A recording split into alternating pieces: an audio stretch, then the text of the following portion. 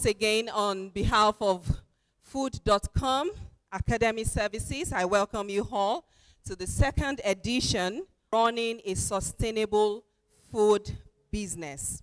Again in 2024, to made it possible for all of us.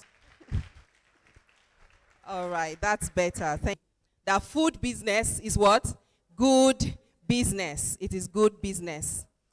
And we have a fantastic lineup of some of our guests and invite them to the high table.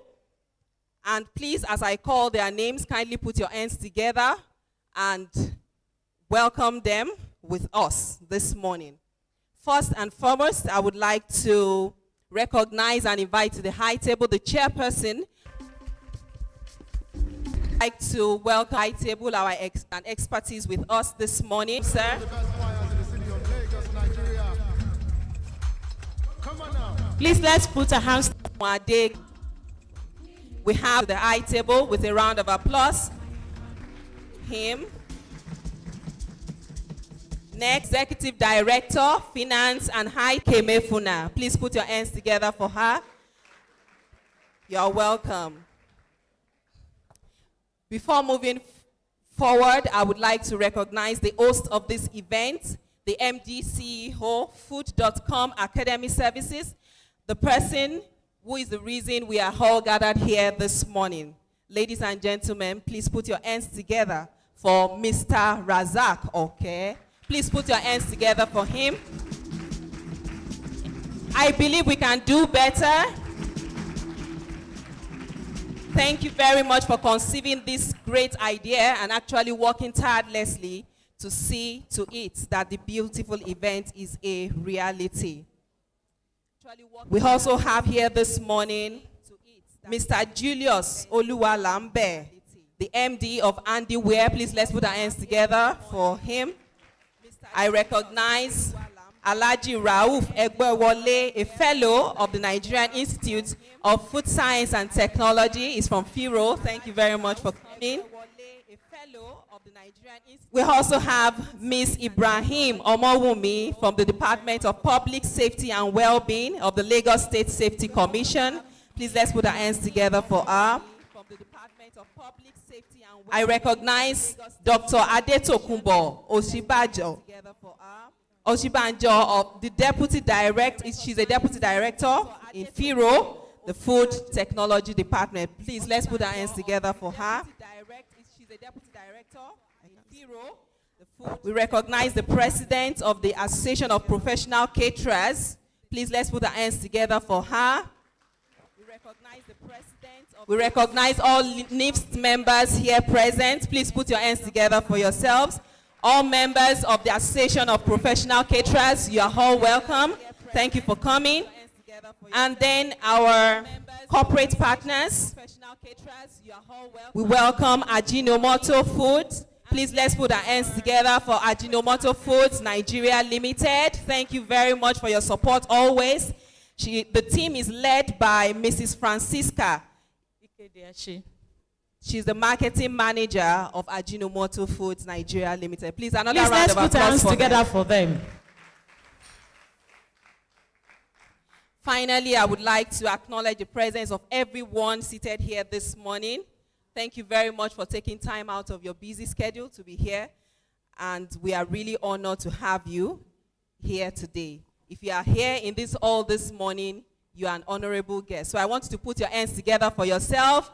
Thank you very much for your coming. Please put your hands together for yourself. You deserve better. Put your hands together for yourself.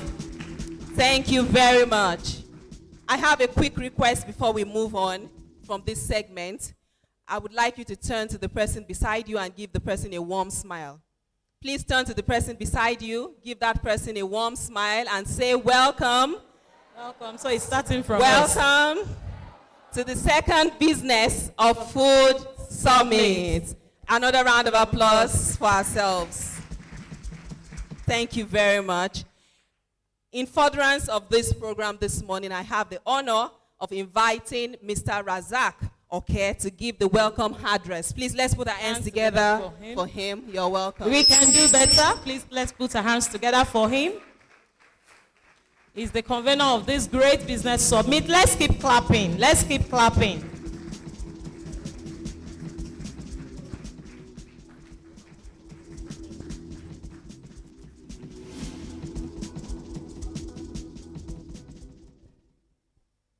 Good morning, everyone. It is with great pleasure that I welcome you all to the second edition of our annual Business of Food Summit. And I have the singular honor to recognize the presence of our highly respected chairperson, our keynote speakers, all the guest speakers in attendance, the wife of our keynote speaker. Madam, I respect you, and I appreciate you. And the essence of today's event cannot be overemphasized, given the challenges we face currently as a nation. Food.com Academy is a food entrepreneurship training center established principally to develop and build self-reliant professionals in the food and allied industries. Our mission has always been to assist Nigerians who are desirous of making a living from the business of food by building their capacity through interactive discussions, expert-led sessions, regular trainings, seminar and practical workshops, which are of high standards. Food is life, and food is security. And with all what we went through in the last couple of weeks, it is evident that food security is national security. In Nigeria, small and medium-scale enterprises, they face unique challenges in turbulent times, including financial constraints, market volatility, multiple taxation, inconsistent in government policies here and there. But while all these challenges are undaunting, SMEs that proactively address them by leveraging their agility, strategic planning, and seeking support from relevant stakeholders and resources can enhance their chances of success. The idea of food business, the Business of Food Summit, was conceived a few years back as an avenue to discuss actionable solutions to noticeable challenges that we face in this industry, and to build a better future for the current food entrepreneurs. The theme of the maiden edition, as conceived by the planning committee, was building a sustainable food business, opportunities and key drivers, which was constructive and well-timed at that period. It is no longer a secret that current economic situation in the country is pathetic and challenging, and salary and single income alone are not sufficient for civil servants, parents and retirees, and youths and students alike that are here to support themselves with the fast-changing lifestyles. In recent times, experts have argued in favor of a well-rounded discussion on building a sustainable food business as a panacea to reducing poverty and equipping our restive youth on how they can refocus their attention from seeking only white-collar jobs. At the 2023 edition, this is what the experts discussed and dissected. And the data gathered from the Nigerian Bureau of Statistics showed that SME contribute to 48% of the national GDP, which accounted for 96% of businesses and 84% of employment. But it is sad to know that 80% of SMEs in the country were not sustained beyond 5 years in the country. Actualizing the United Nations Sustainable Goal 1, which is end poverty in all forms, and SDG 2, which is zero hunger, and SDG 3, to ensure healthy lives and promote well-being for all ages. At the Food.com Academy, we believe in achieving the first of the 3 Sustainable Development Goals established by United Nations as a collective responsibility, and we are proud to lead the way with our yearly Business of Food Summit. That is why the organizers of this summit deem it fit to bring together under one roof for this second edition renowned experts, administrators, seasoned professionals, as evident with caliber of people we have on the high table. We have maybe when the MC started going on, we have a retired but not tired director of Standard Organization of Nigeria, Dr. Margaret Eshet, and the managing director of Right Way Business Support Consult Limited. Can we clap for him, please? And we have Mr. Kayode, Fagboyo, the director of NAFDAC, Lagos State Directorate, ably represented here. And everything you need to know about how you can register your product, they are going to make it seamless for you. And I know that's why some of the reasons why some of us are here. And we have Mr. Bamidele, okay? He has always identified himself. He's my director. When I was working in one of these fast food, Mr. Bamidele, okay? And anytime I'm doing any of these things, ready to always come around, and that's why you are seeing here today. They have a lot of programs, but they are here. Help me to appreciate him all. And we have a business consultant and performance strategist, Dr. Femi Egbesola, the national president of the Association of Small Business Owners of Nigeria, who are here to share their wealth of experience with us. And now we are going to unlock the winning principles of running a sustainable business. You will agree with me that we have carefully selected our speakers to ensure that at this summit, everyone is going to be positively impacted. Needless to say that amid the turbulent waters that we are sailing through in this country, your messages of hope are genuinely reinvigorating. We know that with your support, we will continue to provide this platform to Nigerians every day and everywhere. We know that government cannot do it alone. And be a driving force to change, and let's unite to feed Nigeria. Be part of the solutions to Nigeria's food crisis. Let's craft actionable solutions together and pave the way for a more secure future. I don't want us to make this difference, this opportunity, and that is why I want to welcome you all to this second edition. And I wish you happy listening.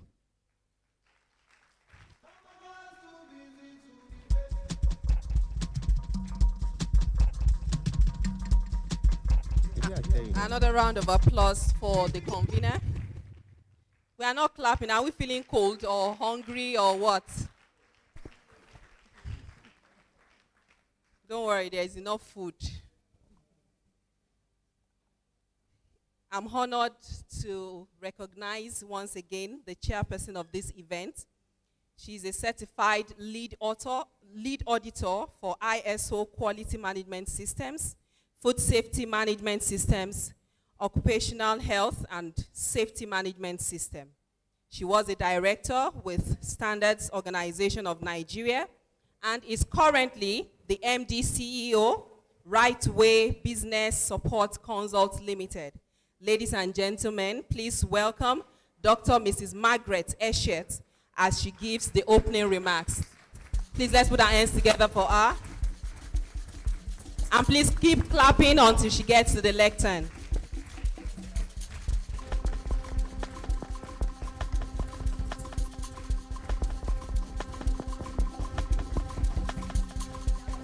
Sorry, please. Quick announcement. If you are the owner of Toyota Corolla FKJ641HU, black in color, your car engine is on. Thank you very much, our able MC. I want to formally also welcome our distinguished participants because you are the reason why we are here. And I want to acknowledge my highly distinguished members of the higher table. Your tables are also high. I don't like when I go, they say high table. What are these tables? Are they not high? They are all high. So I want to formally also welcome you.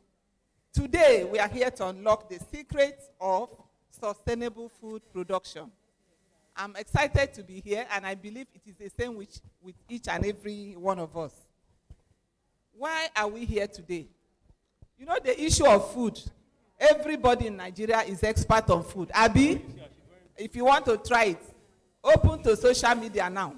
You will see all sorts of information. Do this. Don't eat banana with granite. Don't drink gari with mango. If you eat, this one will happen. And sometimes I say, who are the experts in food? We don't know again. And these people that are talking, their own message is even going further than what the professionals are supposed to be doing. In fact, we feel challenged. So today, we are here to discuss. And I'm glad that we have able and capable hands to discuss how we are going to unlock the secrets of sustainable business. Not just being in business, it is also ensuring that that business does not fold up. I believe that we should not be looking at what the economy is talking. While preparing to come here, I had to look at some of my colleagues, similar people, because in this job we have traveled out, we have gone far, and we always look at those countries that have similar problem with Nigeria. You can't go too far. Don't be looking at Europe. Europe, they have their own issues. They'll be looking at India and China, whether you like it or not, because we share one thing in common. Who can tell me what that thing is? Climate and population. The population is an issue. No. And do you know why they are still coming to this country? Even though they say, oh, there's insecurity, they are still, do you know why they are coming? Because of the population. People to consume what they produce. It's not that they like us so much. So we ourselves, we need to also produce and consume our own food.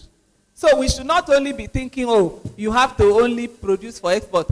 Now, at African level, we are now conscious and we are saying we are coming together to ensure that we trade among ourselves. Charity begins at home. And so what we are doing now is to encourage us at the national level.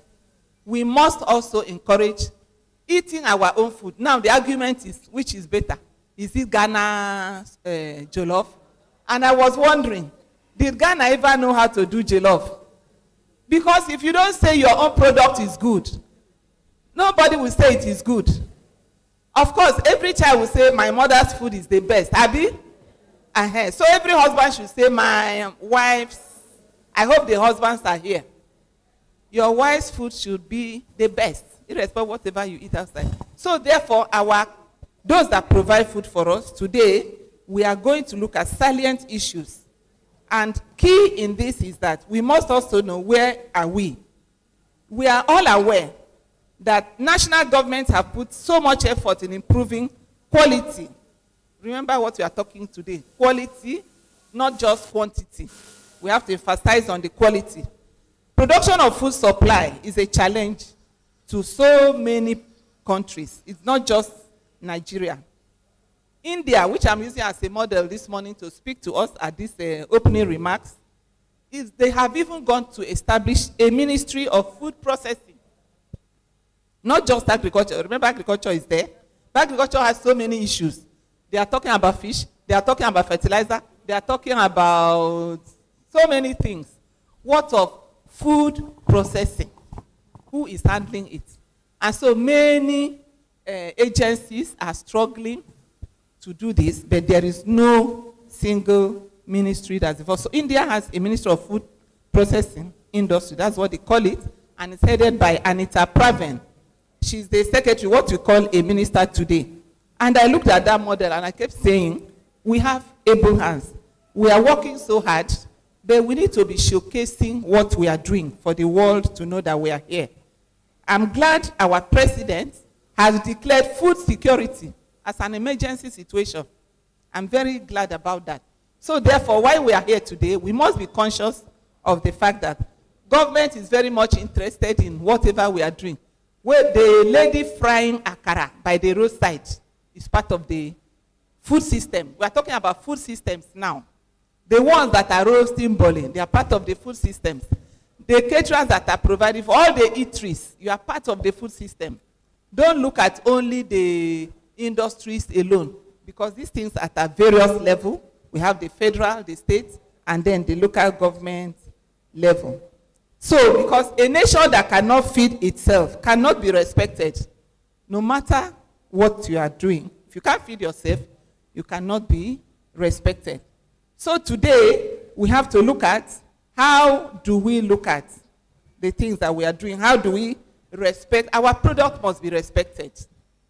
Because if our products are not respected outside, you can't have that respect. As a people, your product is your ambassador.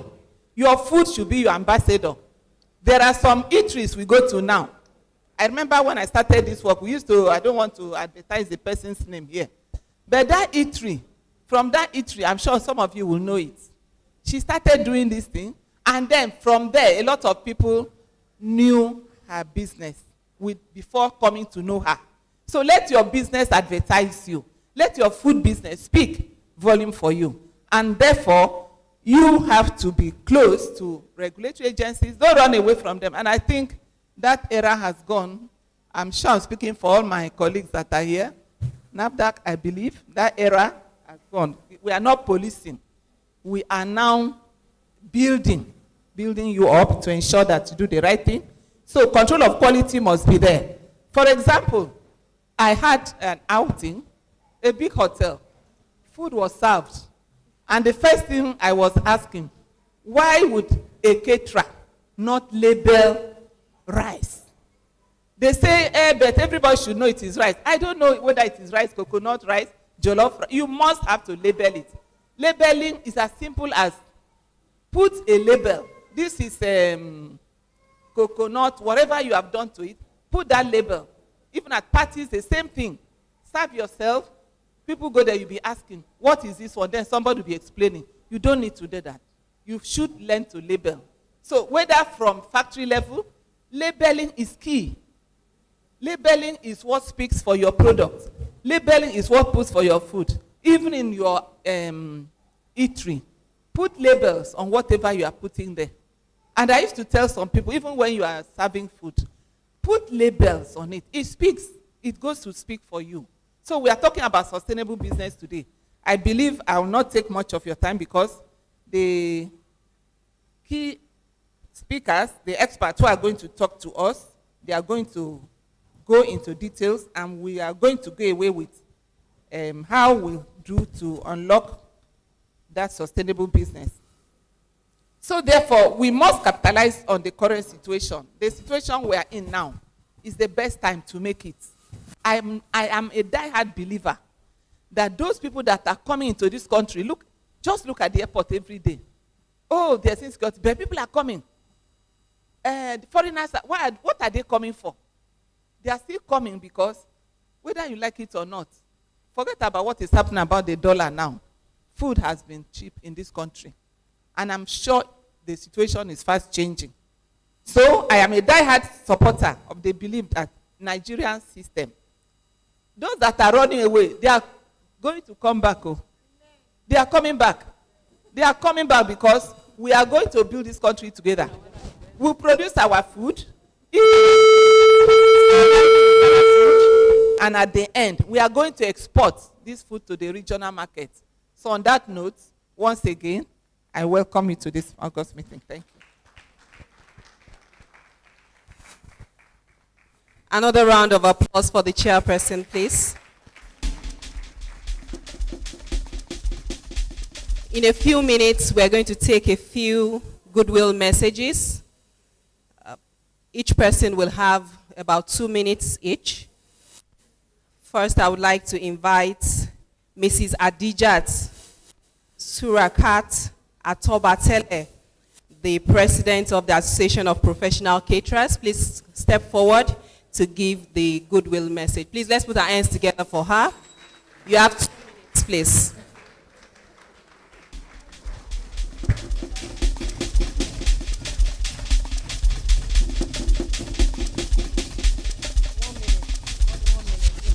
Good afternoon, ladies and gentlemen. You are all welcome. I'm standing here in the absence of the national president of our Association of Professional Caterers and Decorators of Nigeria, Mrs. Surakat Adijat Idowu. She will soon be here.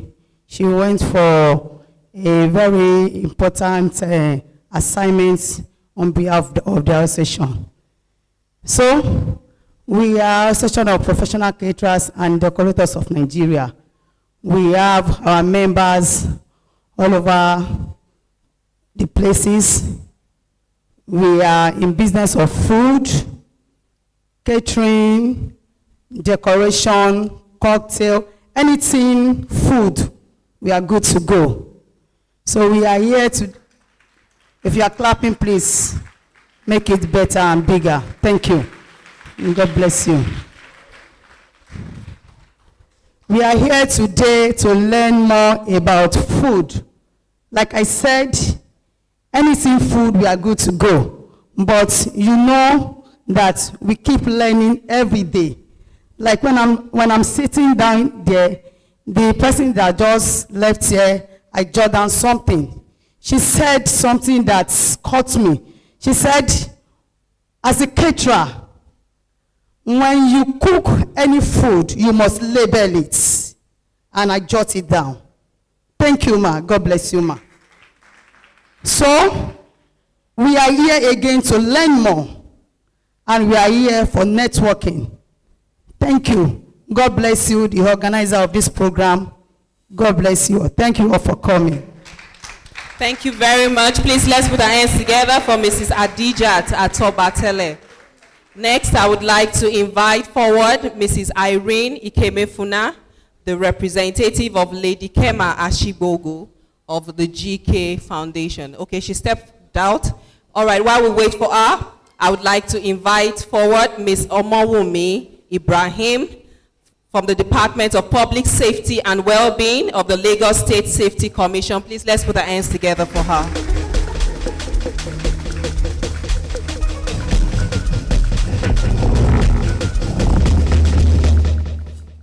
Thank you, everybody. Good morning.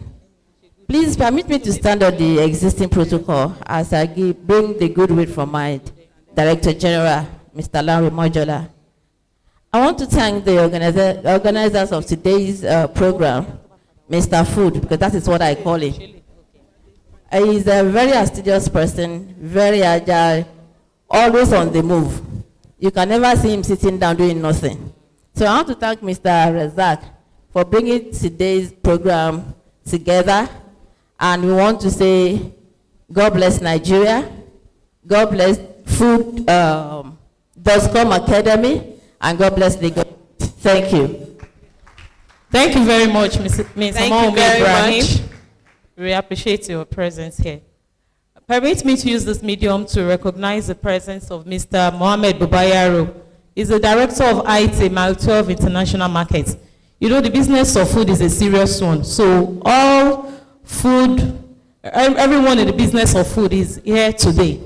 Can we have Mr. Buba Mohammed Yaro? Please, let's put our hands together for him. Where is he? In the house? Thank you very much. He's the IT of Mile 12 International Markets. I also want to recognize the presence of a fellow of the Nigerian Institute of Food Science and Technology in the person of Mr. Shola Olawale. Please, let's put our hands together for him. We are not clapping. Can we put our hands together for him, please? Thank you very much for coming.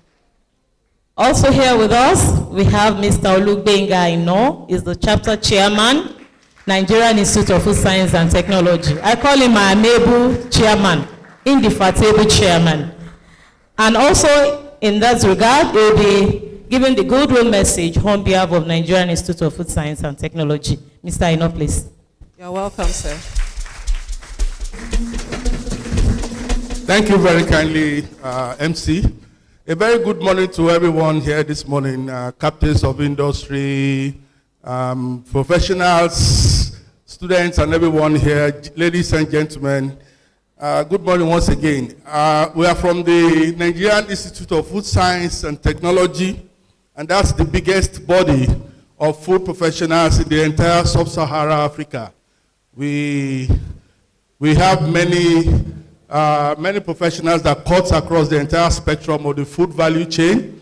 We have researchers, we have academia, we have industry, and we have regulatory. Everything that has to do with the food value chain is in NIPST. So we have come to support one of our own. Mr. Razak is actually a frontline member of our chapter.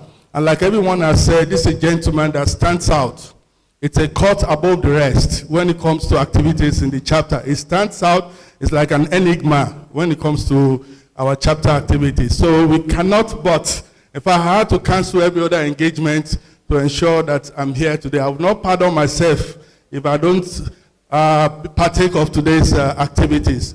And like everyone has said, this is a gentleman who started from the scratch, and he has become almost like an industry to himself. Looking at the crowd of people here today, I'm indeed very proud of what Mr. Razak has turned out to. So let's continue to support him. From the Institute, we'll continue to back him all the time, and I will say that the sky is just the beginning for him. And most importantly, I must say that I'm completely enthralled by the theme for this year, which is unlocking the winning principles of running a sustainable food business. And this is an era where we're looking for entrepreneurs, young graduates who are jobless. So I think this is a message that we need to push out. This is the narrative that our young ones need to hear. So I say thank you very much, Mr. Razak. Big ups to you for choosing this topic and for being a nation builder. Thank you very much. From this, we are proud of you. Back to you, MC. Thank you very much, sir. Thank you very much, Mr. Aino. We are privileged to have you here with other elders in the house. I would also like to recognize the presence of Ms. Celia Penny. I call her Nutrition Mama. Everything about nutrition is her interest. She is the immediate past chairman of Nutrition Society of Nigeria. Madam, you are welcome. Let's put our hands together for her. You're welcome, ma'am.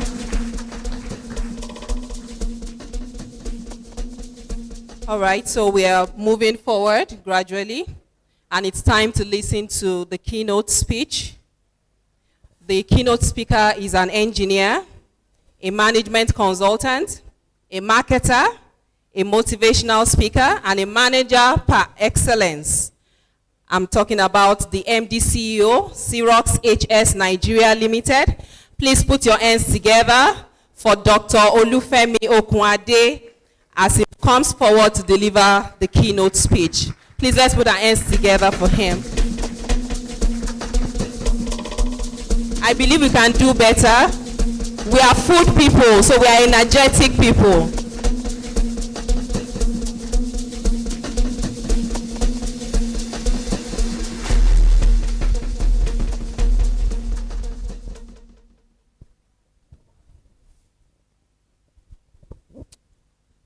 Praise the Lord. You don't like that, right?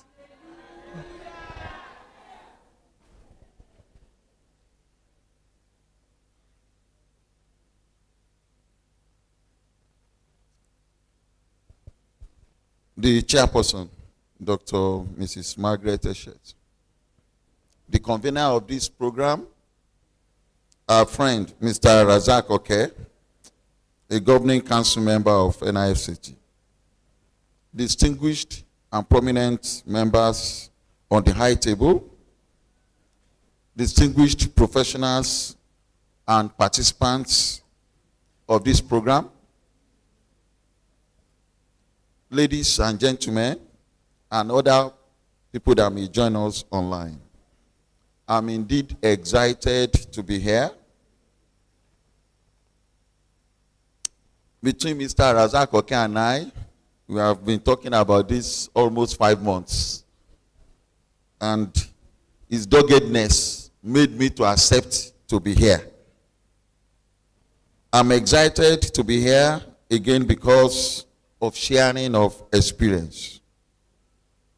I seek the permission of the chairperson to go ahead and spend 25 minutes from now, as is been allotted to me on the program.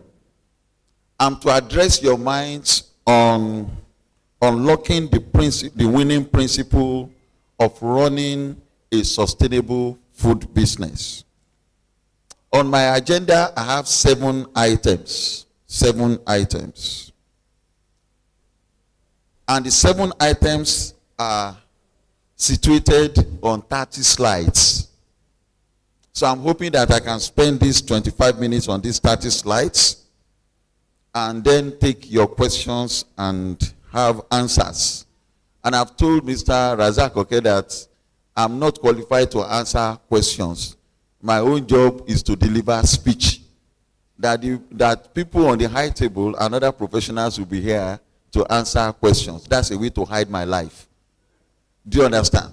However, wherever we can make contributions, we will make. My agenda is starting from protocol, going through icebreaker, and then speaking about Nigerian food business market and overview. I'll show you the trajectories of business failure. I will explain winning principles. And then I will show you impact of technology on food business. and we will conclude my speech. Icebreaker. I'm wondering how the high table people will feel. I hope you can hear me clearly. Unfortunately, you can't see what I'm presenting, and I think it's something we need to fix next time so that we can have opportunity. I was thinking of coming up there. How do we do it? But hopefully you can tag along with me as we do this icebreaker. And my icebreaker is the three-legged stool philosophy.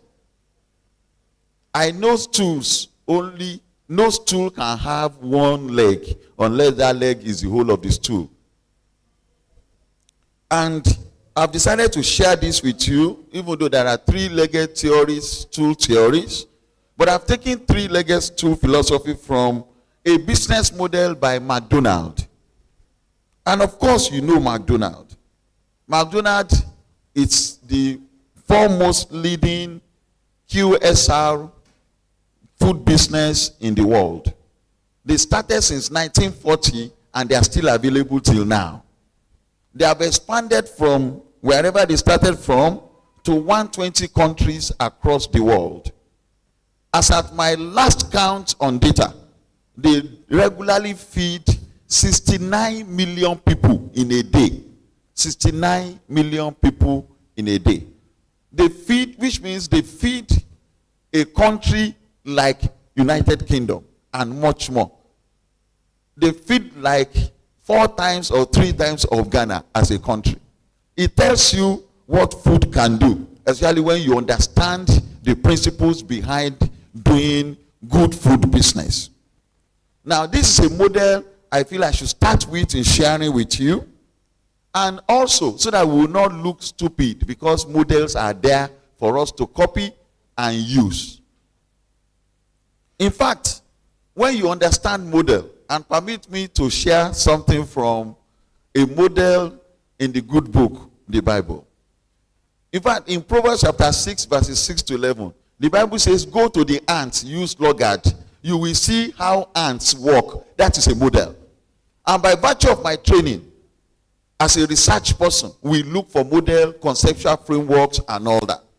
So, the model that I've shared with you now, and I'm going to draw some principles from, will be coming from this icebreaker I'm sharing with you. Now, I also have love for language. So I try to learn Igbo language, Hausa language, French. And then recently I tried to go to learning Japanese. Although it's been difficult because Japanese speak from the belly. Shuhari. You know. So I want to share with you also, as you open your minds, that there is also something in Japanese language. I learned this many years ago when we were doing quality management. It calls for Kaizen. Can we say Kaizen? I'm not hearing you. Kaizen means that, look, check the positive and negatives of what we have done and see how we can improve. Okay? Now, the next thing, one of the things I've also learned over the years from the Japanese language is shuhari. Can we say it? The way you are pronouncing like Nigerians. Okay? Now, shuhari is a competence model that has been given to masters so that they can learn things from participants, rather, so that they can become masters.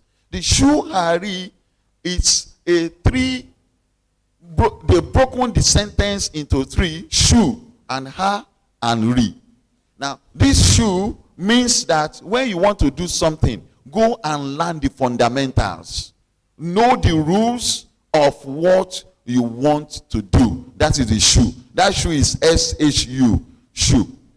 Now, the H-A, ha, means that after you have learned it and you know how to use it, break the rules, break them.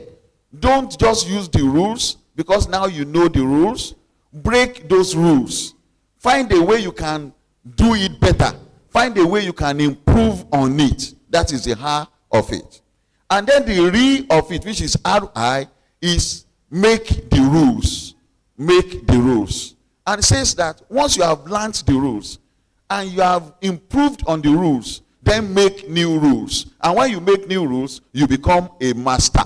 And people can come to you and they have a school. So, can you say shoe? What is shoe?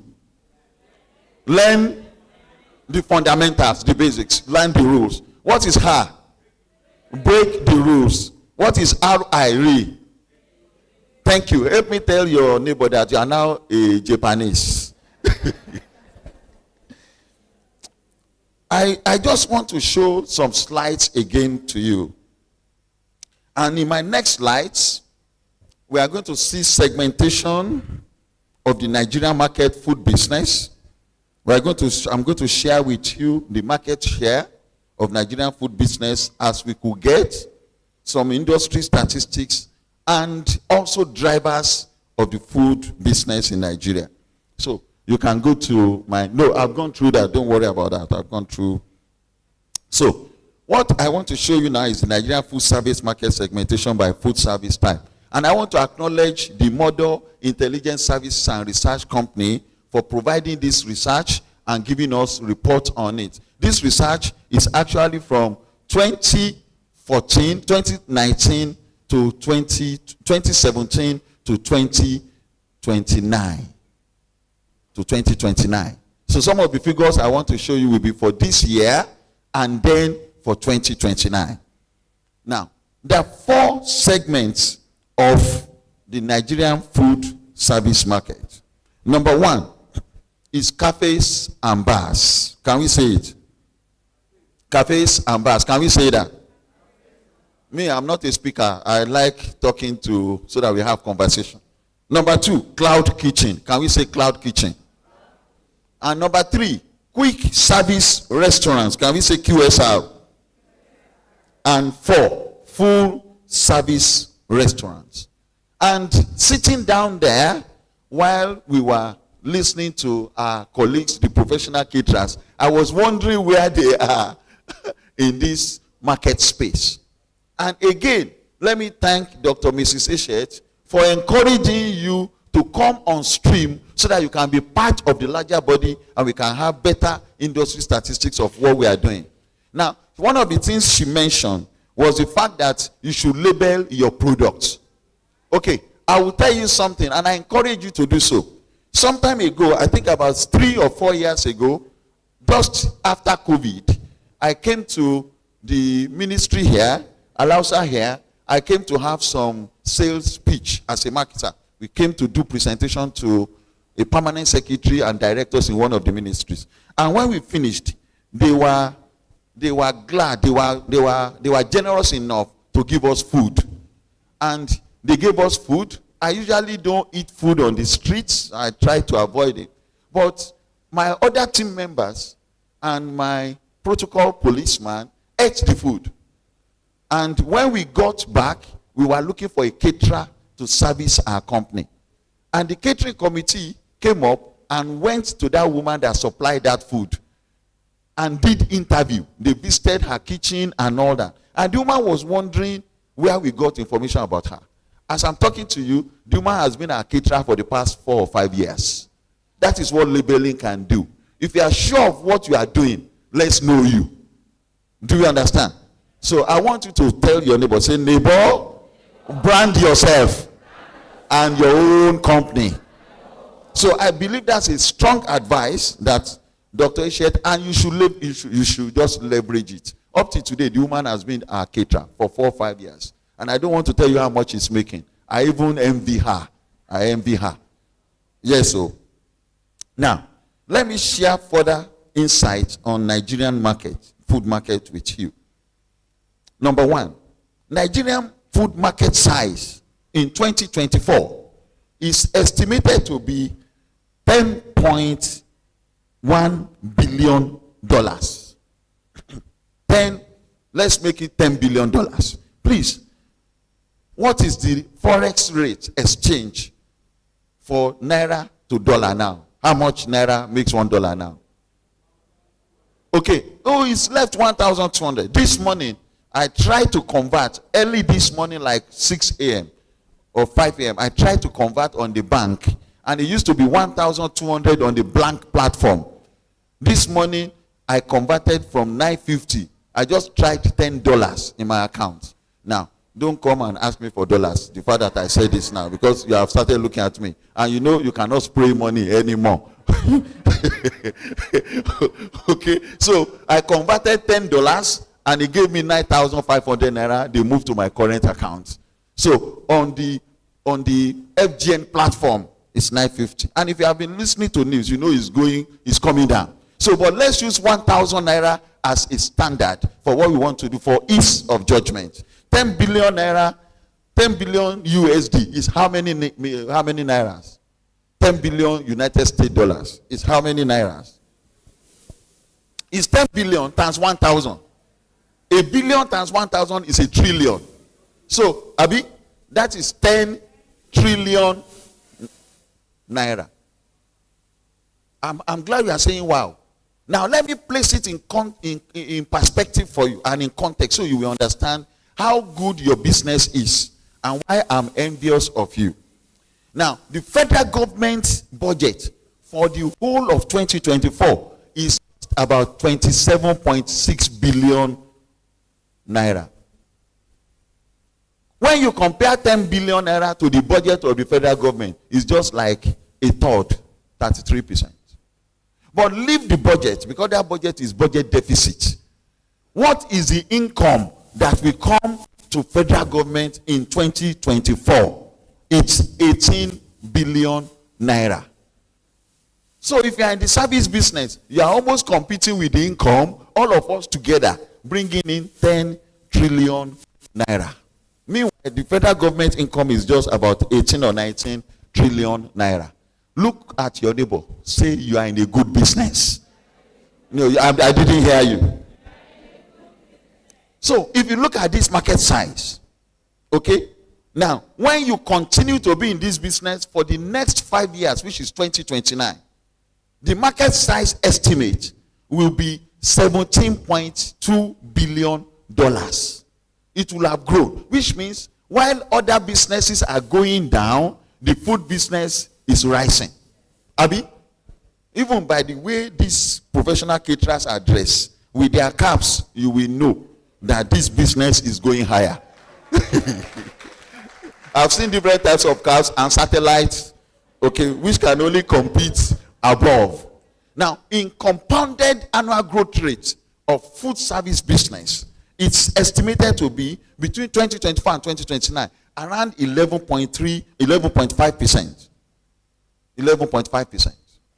It tells you that the growth rate is encouraging enough for somebody to put money into it.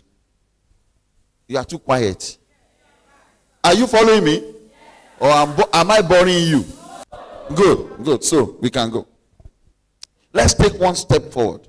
The largest share by food service type, who are the people really making big money in this industry? They are the people in quick service restaurant. The people we call fast food in Nigeria. And you know the meaning of fast food. Fast food is a food that is fast. Amen. You know, like when I was in secondary school and one of our friends in secondary school was trying to be very to show intelligence. The physics teacher came into the class and said he would like to teach us simple harmonic motion. We have not done it before. And he then asked the class, so who can define simple harmonic motion? And this boy, trying to be smart, raised up his hand and said, a motion that is simple and harmonic at the same time. So when you look at fast food, you know fast food is a food that is fast. And that's what they call internationally, globally, quick service restaurant. It has the largest market share of this money we are talking about. But let me surprise you. And what is getting me excited about this business is that the fastest growing part of the food business is the one they called cloud kitchen. Can we say cloud kitchen? Now, cloud kitchen is a system whereby somebody is cooking somewhere and does not have open doors for anybody to come and eat, but he sells his food or her food online. And is the fastest. I'm right. I'm hope the convener is hearing so that my money will increase. Okay, so which means there's an opportunity that instead of going so big, right from that place of specialization, you could do a lot more. And I will tell you what is driving this business. Drivers of the market. Drivers of the market. Are we there now? Drivers of the market. Number one, Lagos is a major issue or major supporter of driving our business. In fact, from statistics from immigration, okay, Lagos is the fourth most visited city in Africa. So when you think, I think it's Egypt and one or two others that are better.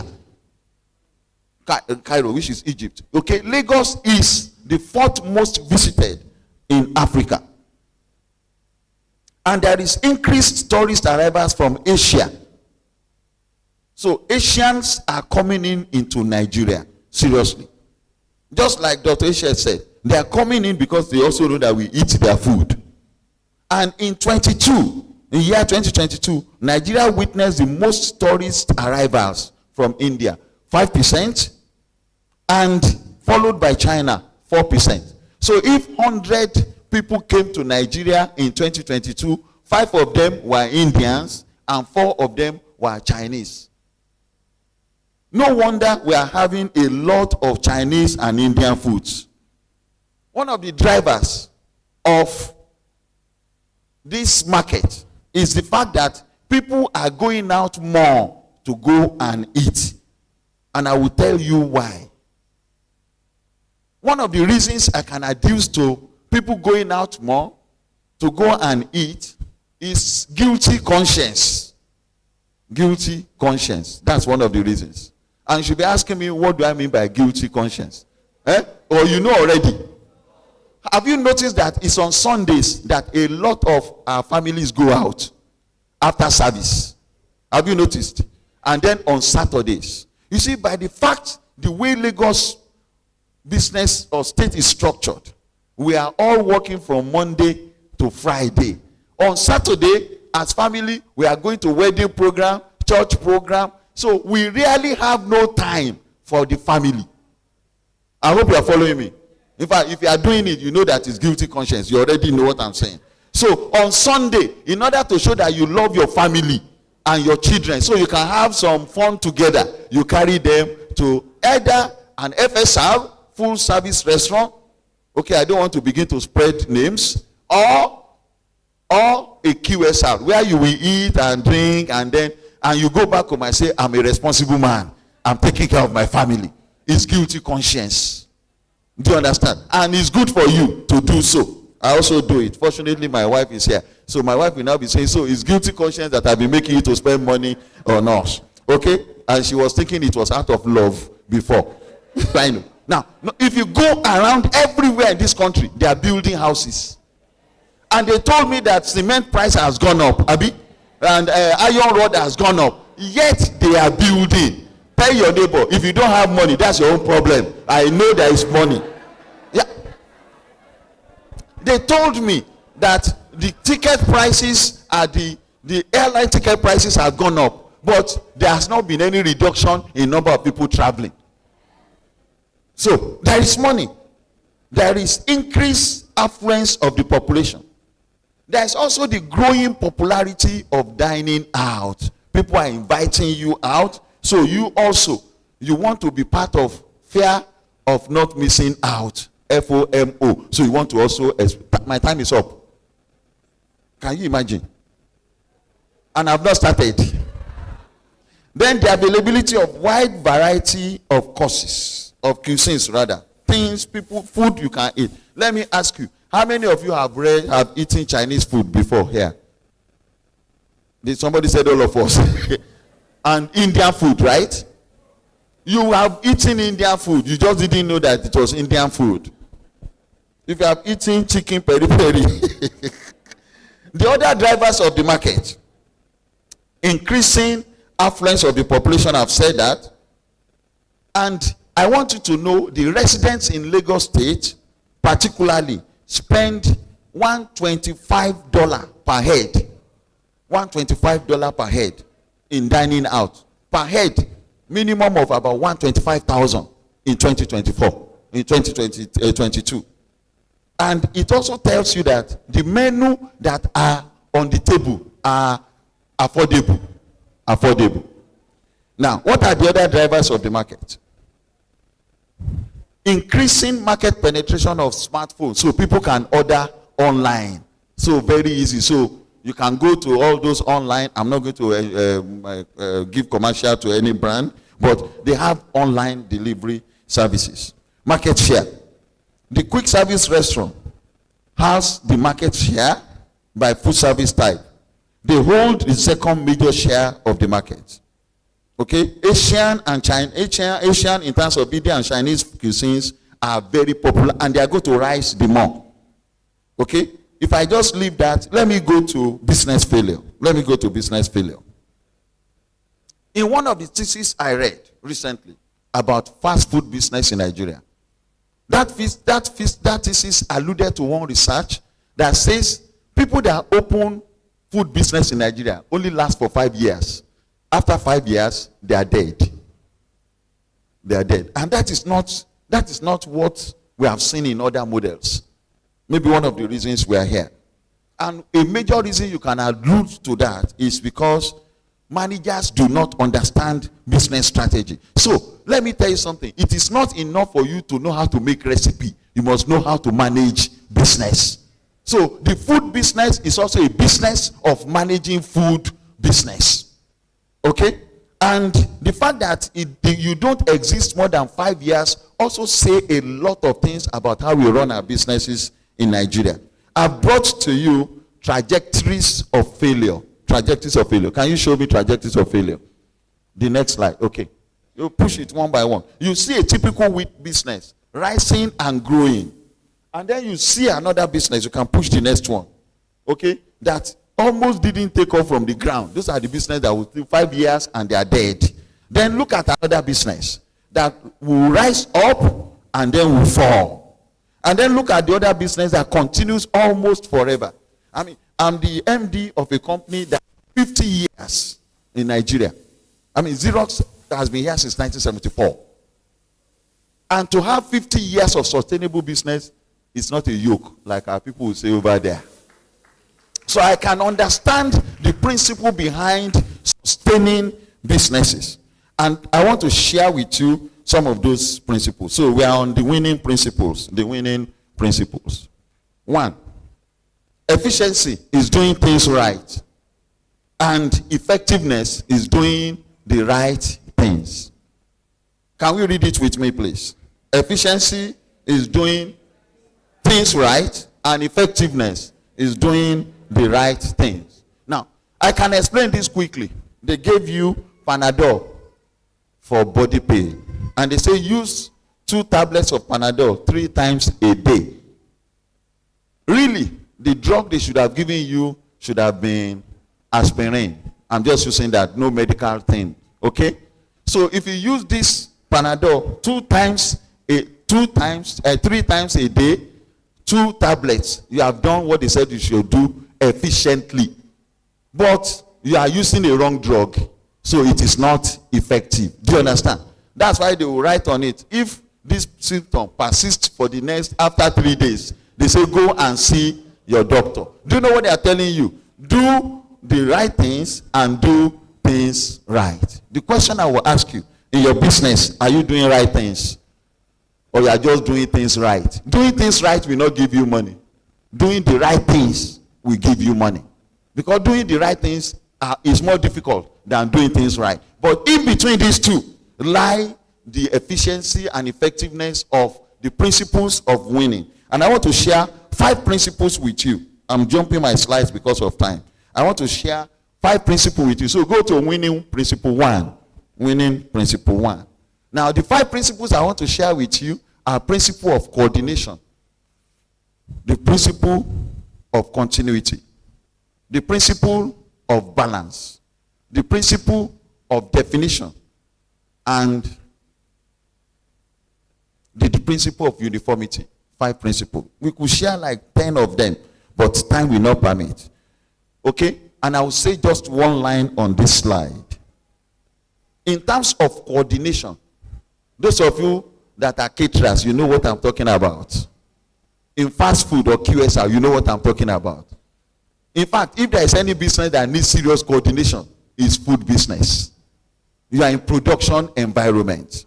So you need the 4 elements of coordination: planning, communication, collaboration, and execution. Planning, communication, collaboration, and execution. These 4 elements will help you to do a lot together.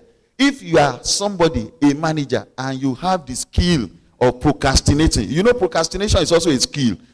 If you are an excellent procrastinator, you will fail in this business because your planning will fail. Your execution will not match your planning.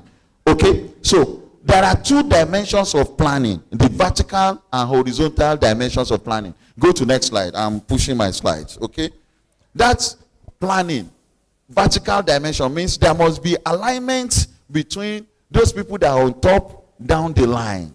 The horizontal means there must be alignment among departments. And if you are in a standard structured environment, you miss that alignment or vertical, you are going to have a lot of friction in your system. Winning principle number 2, principle of definition. Principle of definition says that for anybody that is working in your food business, you must know what to do. There must not be ambiguity in what he's doing. You must be clear so that when you want to hold somebody accountable, you can hold that person accountable. In quality management system, there is something we call traceability.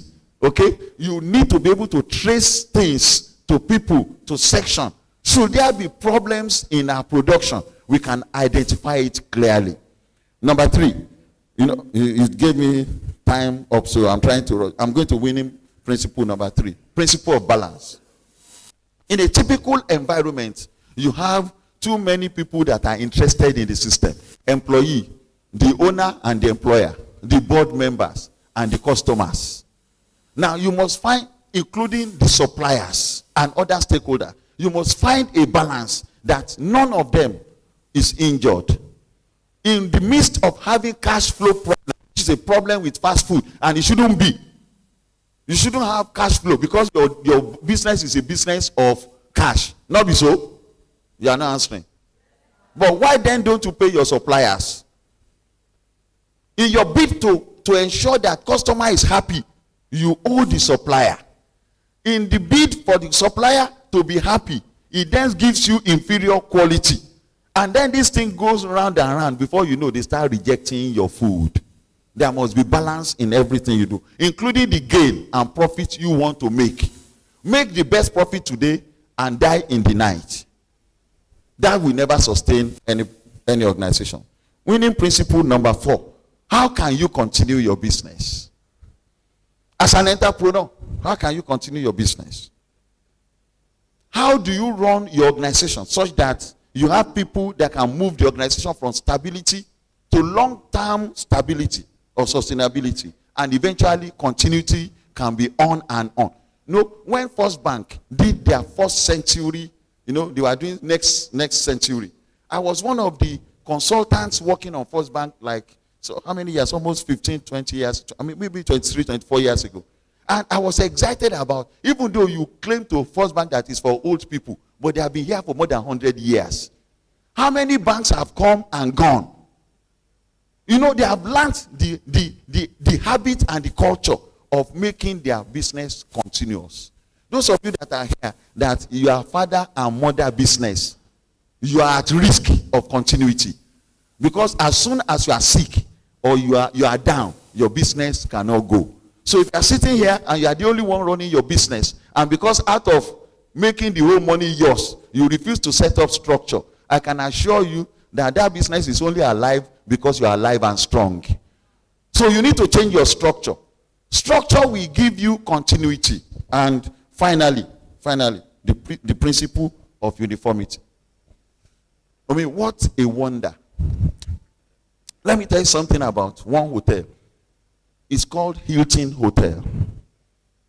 Anytime I go to Abuja, I stay in that hotel. And I've been sleeping in that hotel since year 2005. To the extent that if I go abroad, I want to sleep in that hotel. You know what I've learned? Uniformity. You can predict the taste of the food. You are not likely going to be afraid that a cockroach will come out somewhere, whichever room you are. You can be sure that their air condition will work. You are sure of consistency. That if you go to Hilton in Lagos here, or Hilton, because there's Hilton in Lagos, but you just don't know the name. You see at the airport there. And then Hilton in Abuja, to see virtually the same standard. Now, those of you in food business, how many times have you cooked and that we taste the food today and tomorrow the food has changed? Our parents, we call it owo, owo. It is not owo, it is science, recipe. Finally, unlocking through technology. I encourage you to understand online ordering and delivery. If you are here and you are beyond 40 years old, you are already old. Do you understand? You are already old. In fact, if you are above 50, you are in danger of GTCHA transformation. If you are here and you are not carrying smartphone and you are in fast food business or catering, then you are not supposed to be here. Please help me check the phone your neighbor is carrying and ask him or her, is it Palasa phone or smartphone?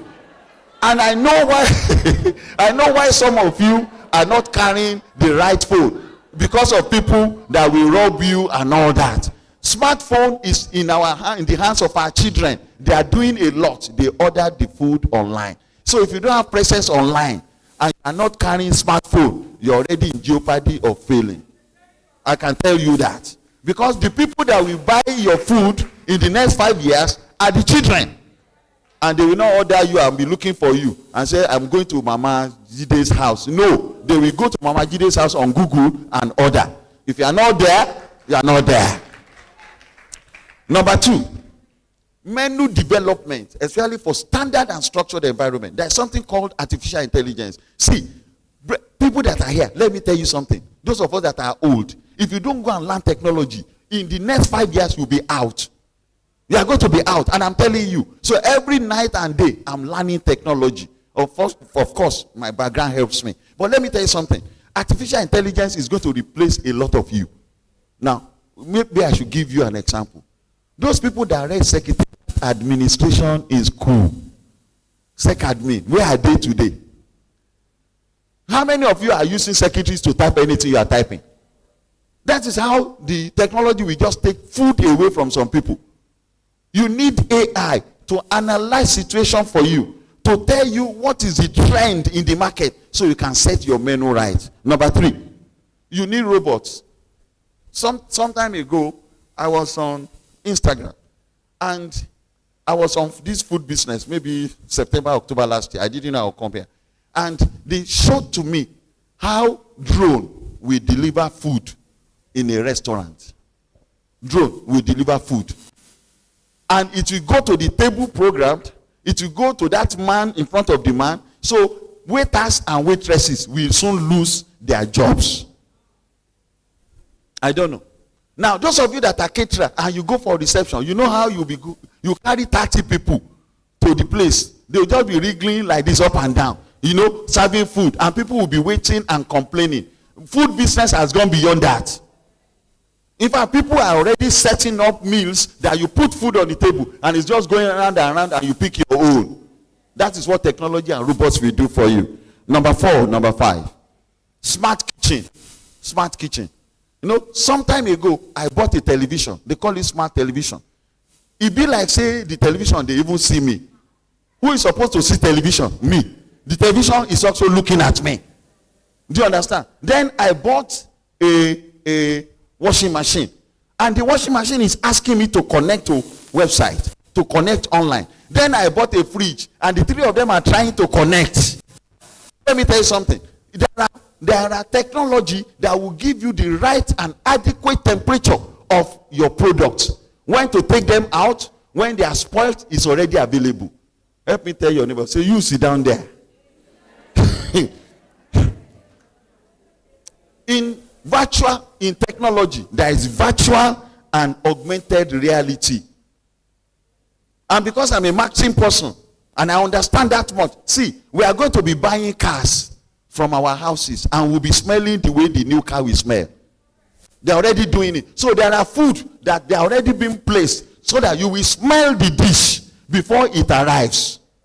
The training we are doing now, we are going to be using virtual reality to train our people, and onboarding process will be easier. If you don't do technology, you will be out of business. My conclusion: the winning principles are not peculiar to any business. They are generic, even though they are specific. They are applicable to every industry. The winning principles will help you take a critical look at your current system and do something good for yourself. Thank you for your time, and thank you for your participation.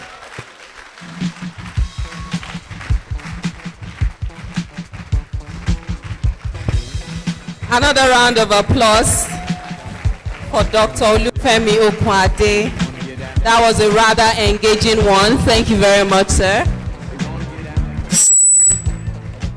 I believe you must have put down one or two things. I did also. So to summarize, you have to be coordinated. Know who does what in your business. Create balance. There must be uniformity and consistency. And of course, you have to go digital or go home. Thank you very much. We're going to take a few questions. So we have one person. Any other person? Any other person? Because I don't want questions giving birth to questions. Do we have any other person, or is that the only question? So I assume that's the only question. All right, good. Please go ahead. Hello, good morning. My name is Bovat Cakes and Events from APCDA. My question to you, sir. Sir, is there no way we can help those of people that are among us that are illiterate? Illiterate. They were trying, but they are not as efficient, and they are not as, I don't know how to put that, outspoken, or maybe if they see that thing, they will know what is it or what is it. But what I'm asking now is that, is there a way this digital something can help them? Okay. Let me tell you, I worked in a fast food business for about 3 years, and he showed me a lot of things. But the owner of the fast food, and I don't want to begin to mention names, the owner of the fast food taught me a lesson, because I went to him and I asked him why he went into fast food with his wife. And as at the time I left, there were 52 outlets in those days. I don't know how many they have now. And he told me that when he was leaving the business school, maybe in Spain or somewhere where he had his business, in Insead, I think in Spain, he said he went to the professor to ask, what business can I do when I get back home? And the professor, a white man, told him, go and do the business your mother is doing and do it well and do it better than your mother. He said to me that his mother was selling rice, beans and all that, cooked. And that's what inspired him to come and start. And he did very well. They've done very well as a couple. Okay? Now, see, today, anybody that is old, unless that person knows that he or she is incompetent, you cannot help that person. That's number one. Number two, our mothers believe in native intelligence than scientific things. So you need a serious shaping of the heart to help. But I tell you, some of them are already carrying smartphone. Hello, do you understand? They are carrying smartphone. So if somebody is holding smartphone and can use it, I'm not talking about somebody that will carry iPhone. I gave my dad iPad like 15 or 17 years ago. The only thing my dad was doing with the iPad was taking photographs. That was the only thing he was doing. And so it was difficult for me to say, Daddy, you can send mail, you can do this. They are already, my dad is 91. How am I going to train him on new things? So before you can say you train somebody, we must determine whether that person is upwardly mobile. If that old person is upwardly mobile, he is trainable.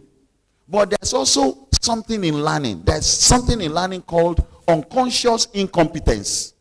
Unconscious incompetence means I am doing something, I'm making mistake, but I don't know I'm making mistake, and I believe I'm competent. And if somebody is in that quadrant of learning, you can never teach him anything.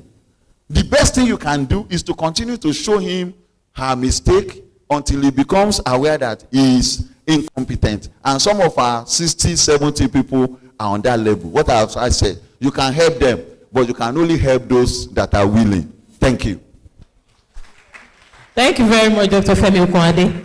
Madam, I believe you've gotten answer to your question. Thank you very much. Please make welcome Dr. Femi Egbeshola, the National President, Association of Small Business Owners of Nigeria, ASBON. Sir, you're welcome to the high table.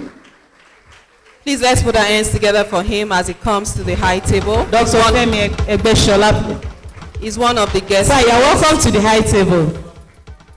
We understand you're very much around and you're within us here. Please put your hands together for him once again.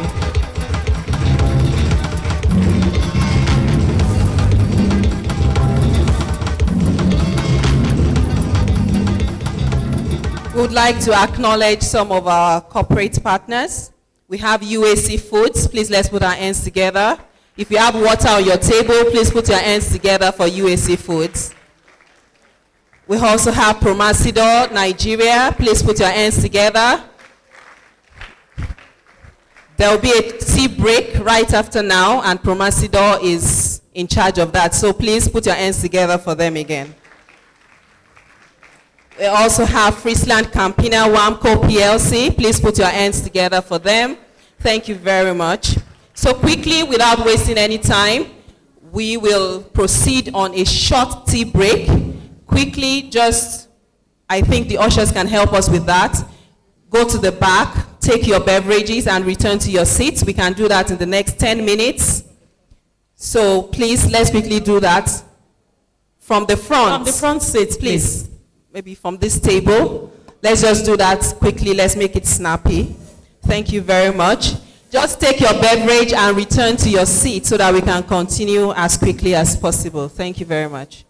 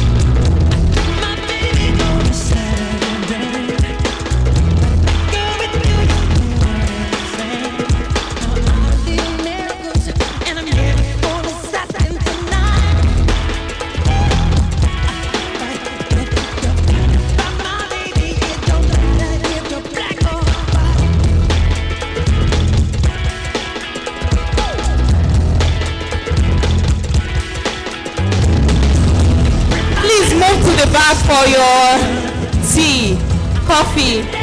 Okay,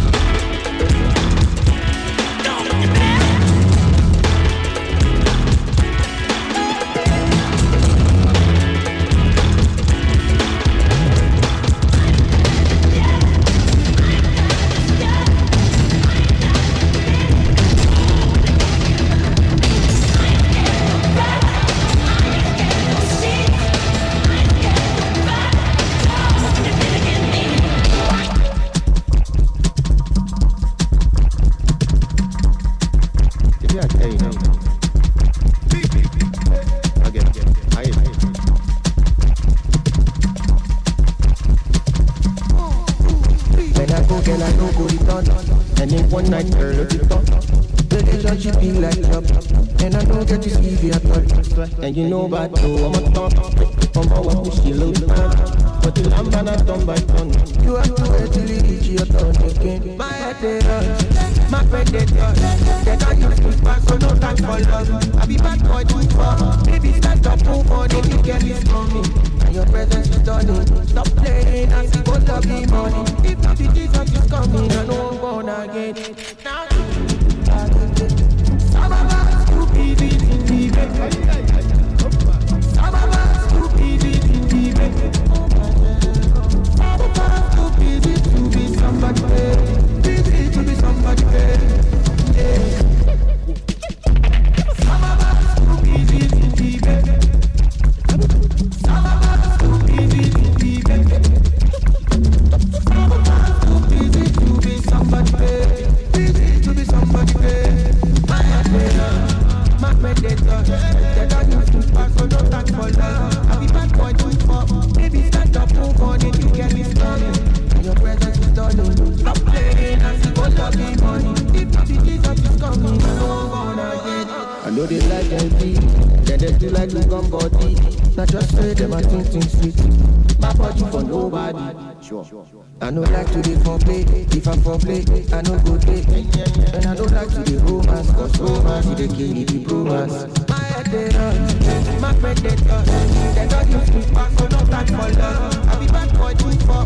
Baby, stand up, move on, and you get this coming. And your presence is stunning. Stop playing, I see what love be money. If not the Jesus is coming, I know I'm on again. Electricity, I want a different dealer. Till infinity, steady on a different page. Life is not that, it's all about the energy. I'm a dog, you know everything I do is nobody else concerned. To let we go come like I sit down, that's all I am, but I know I'm alive. I feel it on my brain, my girl on my go. Beautiful temptation, I can't remove it.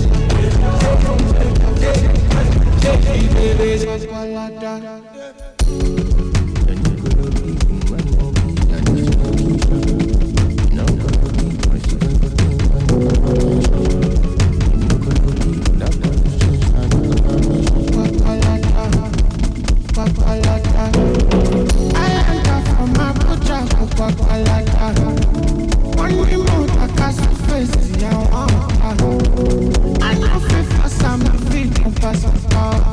Roll up a shower, I get for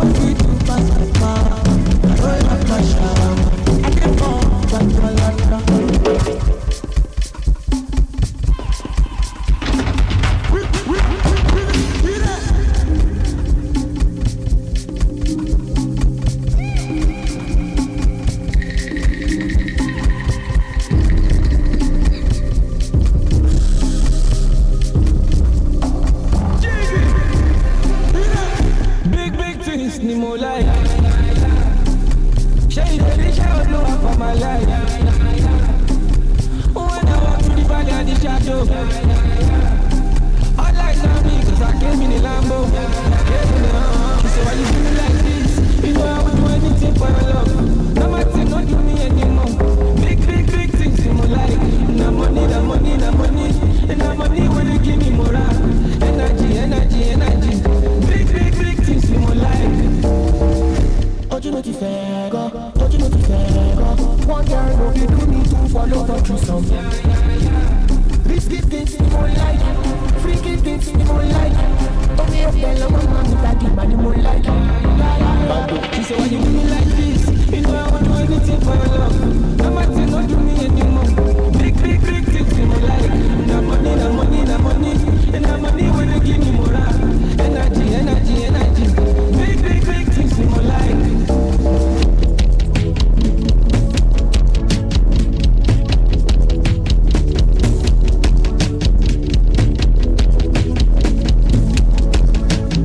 Modernization, chicken for one impression, sterilization.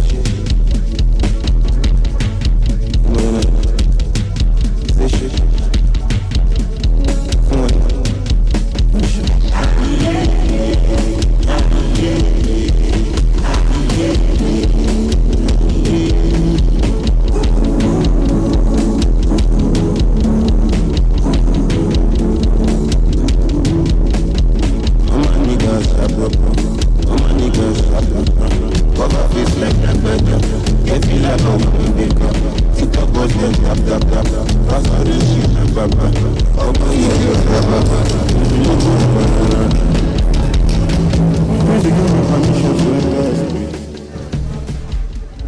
We should be rounding off already.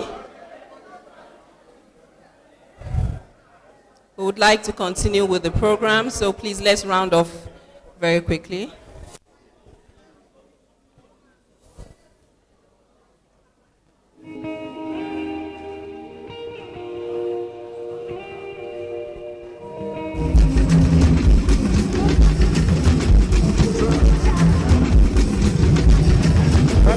Money things you want, number one. Money card you want, catch a good job.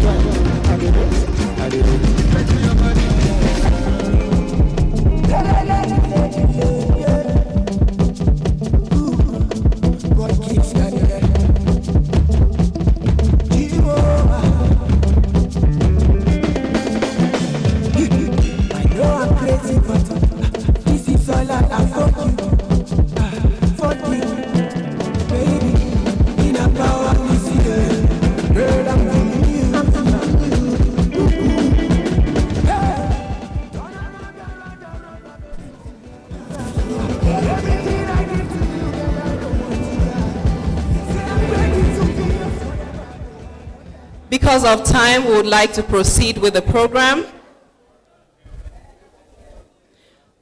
And to start this second segment, we will take a few goodwill messages. Each person has about 1 minute each, please. 1 minute. 1 minute each, please, so let's make it snappy. The first person I'm going to call is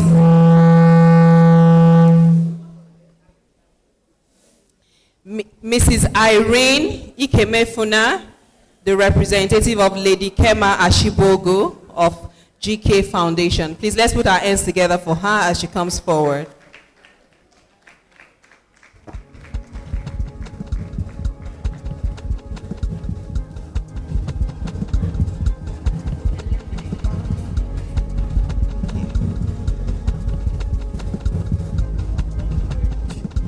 Good afternoon, everyone. My name is Irene Ikemefuna. I'm here to represent GK Foundation. Over the years, we have always identified with food business, and this is why we have supported the maiden edition. So I would like to tell you about GK Foundation. GK Foundation is a philanthropic organization dedicated to promoting kindness, empathy, and compassion on global scale, rooted in the belief that small acts of kindness can create profound positive change. KG Foundation tirelessly inspire and empower individuals and communities to embrace kindness as a fundamental value. Our foundation serves as a catalyst for social transformation, fostering a world where empathy, generosity, and understanding strive. So our vision is, at GK Foundation, our vision is to cultivate a culture of kindness and empathy that transcends borders, religions, and cultures. We envision a world where every individual is valued, respected, and supported, and where acts of kindness are celebrated and encouraged.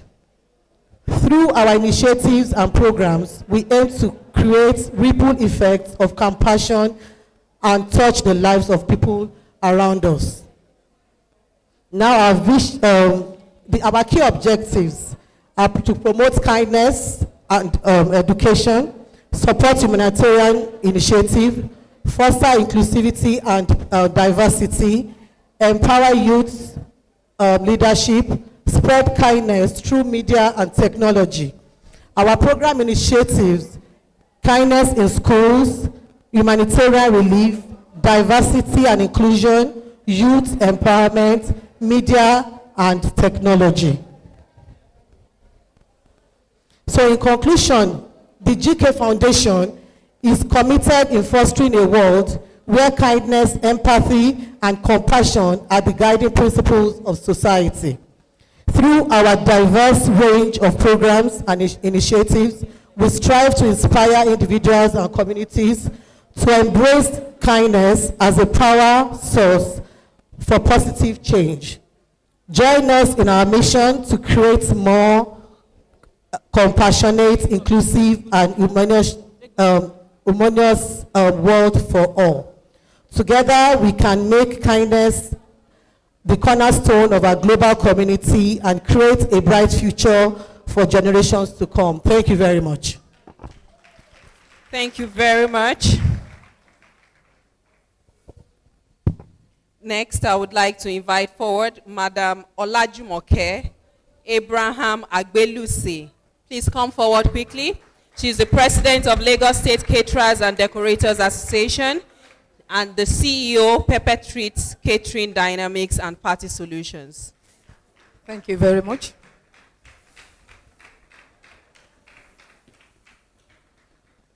Thank you very much. Good afternoon, everyone. Please, can we have one house? Thank you. Good afternoon, everyone. I'm here to represent the Lagos State Caterers and Decorators Association. We are all about catering, decorations, and events management, duly registered with the Ministry of Wealth Creation and Employment. The speaker have said it all about catering and the management. But I just want to part on this note, wishing you a seamless journey filled with delightful moments and satisfied taste bud in everything you taste here. I believe together we can make the catering world a greater one. Thank you. Thank you very much. Last but not least, I would like to invite Mr. Mohammed Bubayaro, the Director of Haiti, Mile 12 International Market. Please, for your goodwill message.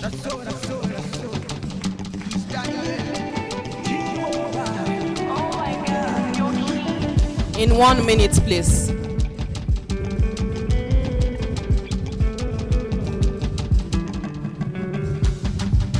Thank you. Good afternoon, everyone.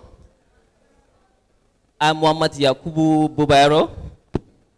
I am heading the ICT department of the Maltov International Market. Is there anyone here who doesn't know the Maltov International Market? Except if you're not in Lagos. So what we do in Maltov, there's many story that people doesn't know. Whenever you go there, you find every kind of food you have there. They say that whatever you need in terms of food, you will get it in Maltov. But that food does not just come there. We collect data of what goes in and what goes out to the market. There are some items we have in Nigeria, and there are some items that came outside the country, like Ghana, Benin, Togo, and some other neighboring countries. When, for example, there was a situation whereby the tomato we finish in Nigeria, but before you know, we have to do what we call aggregation in some farmers with other countries, and you see that tomato coming to the Maltov. I know some people are saying that Maltov determine the price of those fresh items in West Africa. It is a market. It's not the leaders that determine the price. It is just the supply and demand. Whenever that demand exceeds the supply, you see that the price goes, goes off or goes down. I'll give you an example. On Saturday, a crate of tomato was sold at 30,000 naira, but on Sunday it came down to 15. So it's just about strategy. That's why at times some caterers will find it very difficult to blend with the high fluctuations of the market. And Mr. Razak have called me because 2 years back I tried to see if I can help some caterers with the price informations, where we make some updates on the Maltov International Market website and some media handles. But we have some problems with the suppliers buying food from the Maltov and supplying to eateries. And we also have some problems with people like passing by, buying some food stuff, so on the roadside. For example, we have one woman, she came to the market and complained. We asked her what happened. She said she was on the roadside and someone came to buy Irish potato. So that person asked her, how much is she selling? She said 2K for one rubber. And that one rubber is like 1.5 kg. So the person just checked the Maltov website and see that, okay, the price of Irish 100 kg per bag is 40,000 naira. So he said, no, that woman is thief. She teach him. That woman have to run back to the, to the Maltov to complain about that. So there's many strategies we are putting in place to see how we can help some caterers, with the strategy of forcing those items. Okay, maybe we know when and what you want to buy your items, and they will let you know when the price is down. You can go to the market very early in the morning and buy tomato at maybe like at 20,000, and by the afternoon it may come down to 15. But in the evening it may go up to 25. It just depends on the supply. Okay, you're welcome. Thank you very much. Thank you very much, Mr. Musa. I said it's quite interesting to know that there is an IT department in Mile 12 Market. Absolutely. I'm sure, if not because of this program, a lot of us won't know. So they are actually getting prepared for the digital world. Thank you very much once again. You're welcome. Yes, thank you. Permit me to use this medium to recognize the presence of... Hello house. Can we have one house, please? Thank you. Let's make welcome Mr. Muraina Nuruddin, representing Candle, Mrs. Candle Akinyero, National Coordinator, Association of Nigerian Artisans and Technicians. Please, let's put our hands together for him. All right, next. While the goodwill message was ongoing, you are welcome, sir. Is it goodwill message?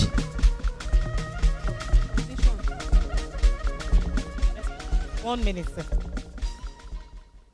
Good afternoon, everybody. I'm Moraino Adini, representing Comrade Additional KME, the National Coordinator, Association of Nigerian Artisans and Technicians, Abuja. Apology. He is sending in his apology for not making this event. He has an urgent and important event to attend at Abuja, so that's why he's not here. So please accept his apology. I think that is accepted. Yes, it is. Okay, the Association of Nigerian Artisans and Technicians is an organization that is spread across Nigeria, and it is strongly viable in Lagos State, with the body as ASLAT. So ASLAT and ASNAT is here to support the food business in Nigeria. Thank you. Thank you very much. Thank you, sir. While the goodwill message was going on, we have one of our fellow in the Nigerian Institute of Food Science and Technology. We normally call her Mama Packaging. She's an expertise in terms of packaging. We want to recognize the presence of Mrs. Koforola Ajelabi. Ma, you're welcome. Let's put our hands together for her, please. Thank you very much. You're welcome, Ma. Without further ado, I would like to invite the next speaker. He's the Executive Director, Finance and IT, Tantalizers PLC. Please make welcome Mr. Bamidele Oke. Please, let's put our hands together for him.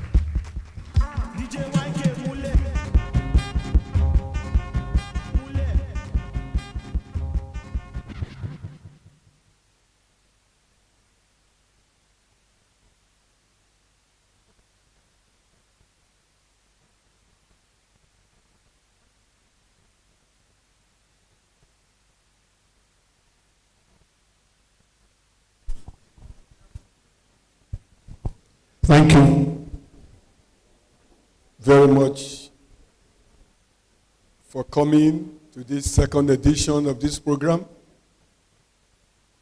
I want to stand on existing protocol, recognizing the chairman of today and all the key guest speakers, and all those who have come to benefit from this second edition of the Food Summit.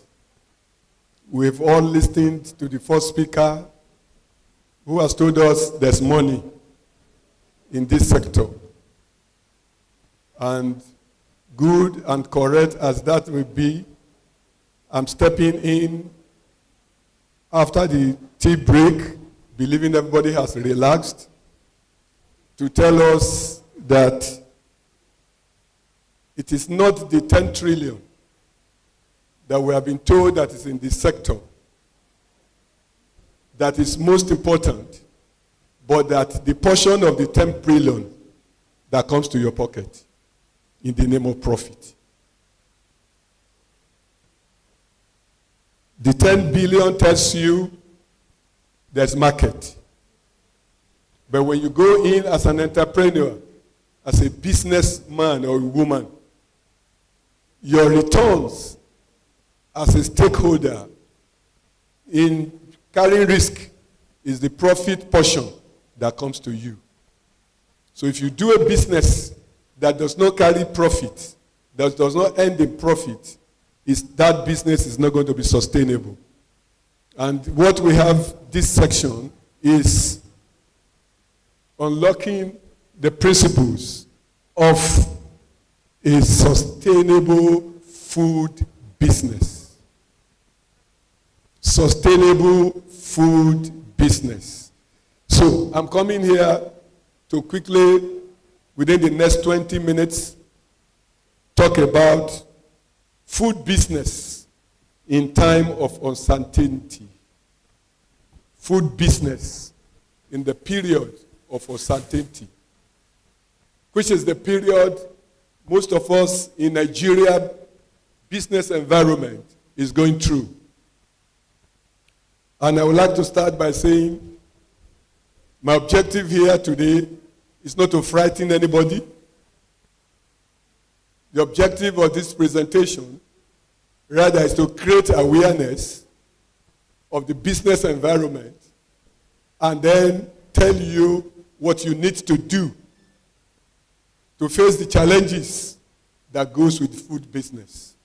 So that when you are prepared, they are not going to catch you unawares. You are already prepared and you'll be able to weather the challenges. So having mentioned that, the business, my paper objective is to let us go in quickly to say, when you say food business in the time of uncertainty, it is to say times of uncertainties are periods where nothing about that business can be predictable. Not very few of your parameters cannot be adequately, precisely measured. The reactions you will get from the business cannot be determined beforehand. The reactions of your consumers cannot be adequately predicted. The way they will respond. You have seen the young man that left here who talked about the Hausa, my 12 IT rep, has told you how price changed of tomato price from 30 to 15.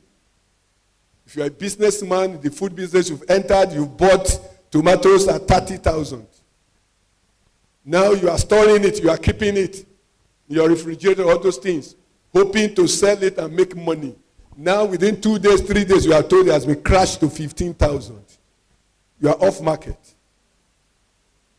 Those are the things we talk about when you talk about uncertainty. If you had been able to know that the price was going to crash to 15,000 naira, you will have waited. You will not have pushed your capital. And if care is not taken, the gap between the 15 and 30, you are going to lose your capital. Because you will be forced to sell at the price of those who bought for 15 naira. And what that means is your capital that has disappeared. Because no consumer will buy your own at 30 naira. They will tell you, there's somebody else selling at 15. Why is your own too high? They will move. So that is why this topic is very germane in this period. To know that the business environment is full of a lot of uncertainties. And it goes with risks. So we operate, the business environment we operate here is a high risk one. And so you must be conscious of that while pursuing the 10 trillion that is in the market. And let me quickly rush. One of the things I've said there, that he has told us 10 trillion. And for every theory in business, in economics, they are always predicated on the principle of ceteris paribus, all things being equal. But in life, all things are never equal. You, the businessman, must make them equal. So you keep struggling to make those factors equal, and they keep distorting. As you are holding one is slipping away. As it's slipping away, you are trying to force it into balance, into going into those things. You keep struggling on those things. But that is to say, our environment can still be made more predictable if those who are in power understand that the environment needs stability for everything to go on. I'll give you few reasons or few causes of uncertainty that leads to uncertainty in the country that affects businesses, including your food business. One, government policies. Government policies are so uncertain and so unpredictable and conflicting in nature. And that is why you see the government trying to come with the Minister of Coordination, trying to coordinate the economy. That if it is not coordinated, if every sector is coming out with its policies, the center will not hold. And if the center doesn't hold, the businesses will be suffering and they will not grow. Policies are coming out. You can see. I give a quick example. 2 weeks ago, the CBN came up with the lending rate, increasing it by 600 basis points and turning it to about 25% interest. He's facing inflation. He's trying to curtail inflation. He's trying to say, if the lending rate goes to 25%, people will keep their money in the bank because they want to earn interest. But the interest they must earn in the bank must be such that it's close to the inflation to encourage savings so that to reduce the available money in the market. But as you are doing that, you had forgotten that the other prices of raw materials, they will jack up. Then those who are already in businesses, their products or services will not be affordable.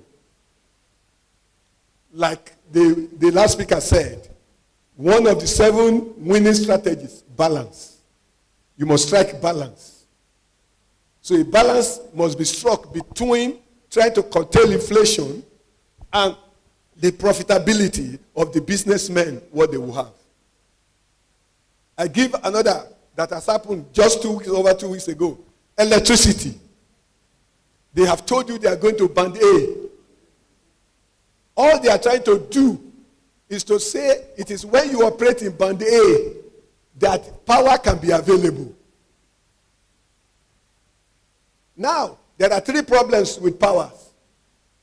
The cost of power, the availability of power, and the reliability of power. If these 3 factors of power are not within your affordable level, if you run into business, they would wipe you off. The whole profit you think you want to make will be taken away. In the food business. And you know food business is a perishable one. Highly perishable. That you need to store it. You need to preserve it. Now the prices of preservation, storage, is being skyrocketed. And you cannot push it to the consumer. If you try to push it to the consumers will not come. So these are some of the things creating uncertainty in the business environment. And like I tell you, majority of you are caterer here. I repeated in the first edition, any business you are doing in catering, and you get there, when your rent comes to pay, you run to your husband, or call me, buy me some rent in me now. You are not in business. Simple. You are not doing what? You are not doing business.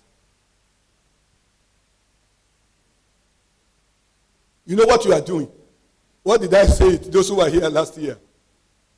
What did I say you were doing last year? Oh, forgotten. I said you were doing activities. Activities, not business. Because your business is supposed to be able to pay rent. If it is a profitable one. Your business is supposed to pay NEPA bill. Your business is supposed to pay yourself salary. If it is not doing all those things, it means it's not a profitable business. It means activities you are doing. So if you go to your husband, your brother says, I don't have. What your husband is telling you is not that it's wicked. He's just telling you you are chasing activity and not business. So, today you must know. How many minutes more? 5. Now, I'm through with courses. Now let me tell you solutions. Solutions. When you are in this kind of environment. Your plans in your business, you must make sure you have dynamic plans. Your plans are not static. Your plans are ready to change as the situation is changing. You don't go and invest the whole of your money and tie it down in an environment that is not certain. You engage it leanly, minimally, and as the environment is becoming more predictable, you increase your investment in that business. Number 2, you yourself as a caterer, all this, you must be nimble. You must be able to change fast and react to situations. Like the example I have given, the tomatoes 30,000 to 15,000. You must know that you don't carry the whole capital to go and lock down in tomatoes of 30,000. Most especially once you are beginning to see that the dollar rate was going down, that things are appearing changing. That is not the time to rush out with the whole capital you have. If you rush out with the whole capital, they will grab it from your hand and your eyes will clear. So you must be lean. Number 3, you must ensure that your money, the whole money you use in doing business, is not loaded in one basket. Not loaded in what? One basket. Then the food business. The food business is more of cash than profit. You must equally engage in another thing that is more of profit, less cash. So that when the food business is bringing the cash is not for consumption. The cash is for investment in higher profit. Otherwise, you will not have a sustainable business. Sustainable business means it can pass the test of time. You can hand it over from one person to another person, and it must be a profitable one. So that you don't close shop. They don't say, Mama Tunde was doing that business, no longer doing it. Why? It was because of the actions she was taking, she never knew. So, you must not put all your eggs in one basket. You must have plan A, plan B, plan C, plan D. As plan A is failing, you are moving into plan B. And as the policies, the environment are hitting plan B, you are ready to move to plan C so that you can be surviving. Your business has to survive. If it does not survive, you don't have it tomorrow. And the only thing that makes it survive is profit. Finally, let me add that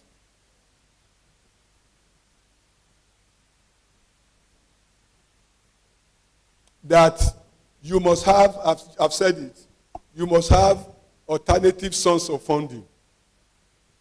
Alternative source of funding.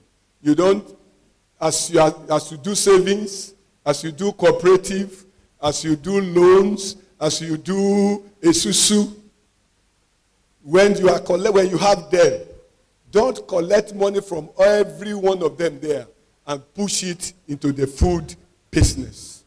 You put part into the food business and you take part into another business that you have. That when one is down, the other ones will help the other ones. Those are the ways you can survive uncertainty period. Thank you.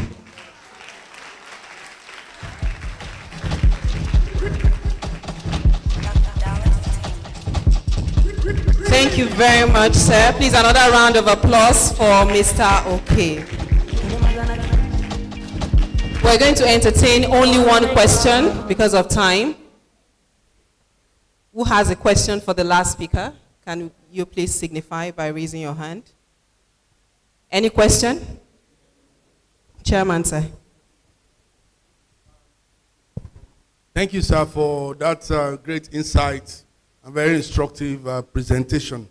Thank you. I'm particularly happy that you brought the economic angle to this conversation. Because like you said, business is not just about being able to do it. It's actually the marketing and the pushing out of the products. So, but you have brought in a different layer to the conversation. And I want to, yes, when you said that people should have diverse means of income, I'm beginning to look at, so what is the area of tenacity and resilience when it comes to business? Because I believe that one should be focused in business. Yes, you can have plan A, plan B, but most of the people that have succeeded in business are people with great focus. So I believe that, yes, the business may be shaky, but you also need to have resilience and tenacity. So what's the area of tenacity and resilience when you are trying to now navigate? Thank you.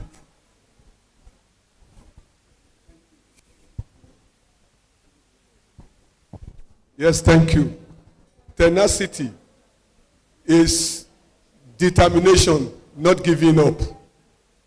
When you don't give up in a business philosophy that you have passions for, it is for you to pull all the necessary strategies together and to sail yourself through. What I tell people in the food business, your tenacity in the food business makes you to start, but does not tell you where you are going to end.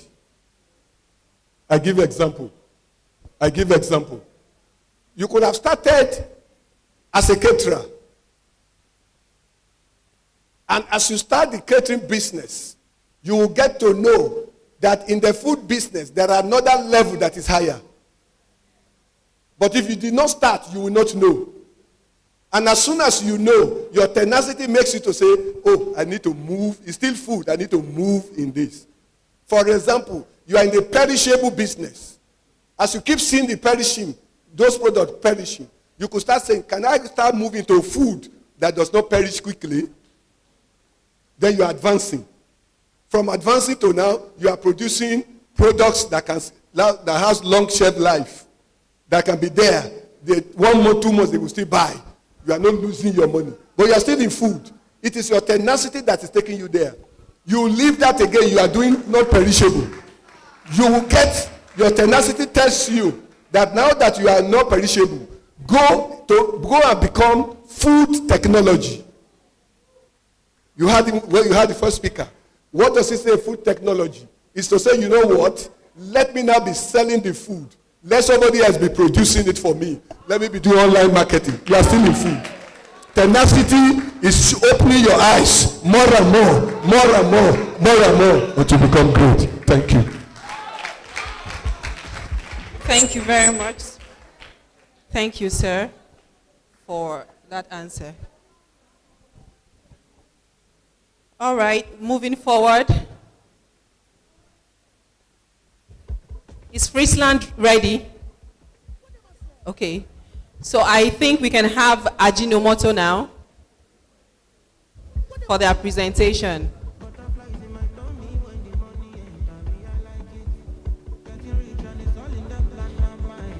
Please join me to welcome Madam Francisca. Please put your hands together for Madam Francisca Ikediashi. We are not clapping. You won't eat here this afternoon. Thank you.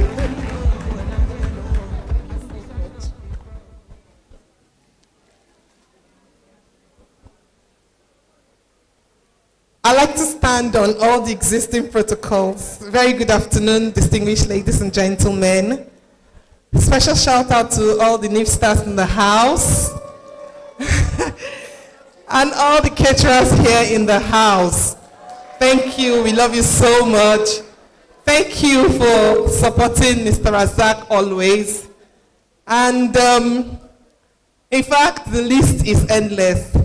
And special thanks to my beautiful chairman of this program today, Mrs. Echet. Thank you so much, ma'am. My name is Ikedeshi Francisca, and I'm here with my team members. We just like to add deliciousness to what we are doing today. That's basically what we are here for. Next slide, please. I'd like to tell you about the Ajinomoto Group. Our aspiration is to help people to eat well so that they can live well. Basically, if you eat well, you don't fall sick, you are very good to go. They've been telling us a lot about food. Food is a serious business. And if you do good food, somebody like me, when you see me, you know I eat good food. Yes, because I know, I look good, I know. Because I eat good food. It has to be quality. Yes. So the Ajinomoto Group's aspiration is to help you eat well, live well. We are in over 130 countries and regions in the world. And then in 1991, we came into Nigeria. They have been enjoying this taste all over the world until about 1991, we came into Nigeria. The first speaker said something about the Japanese people. It's a Japanese brand, and Japanese people are known for quality. We don't compromise our quality. It's a product that is produced under very hygienic environment. And it's got some benefits.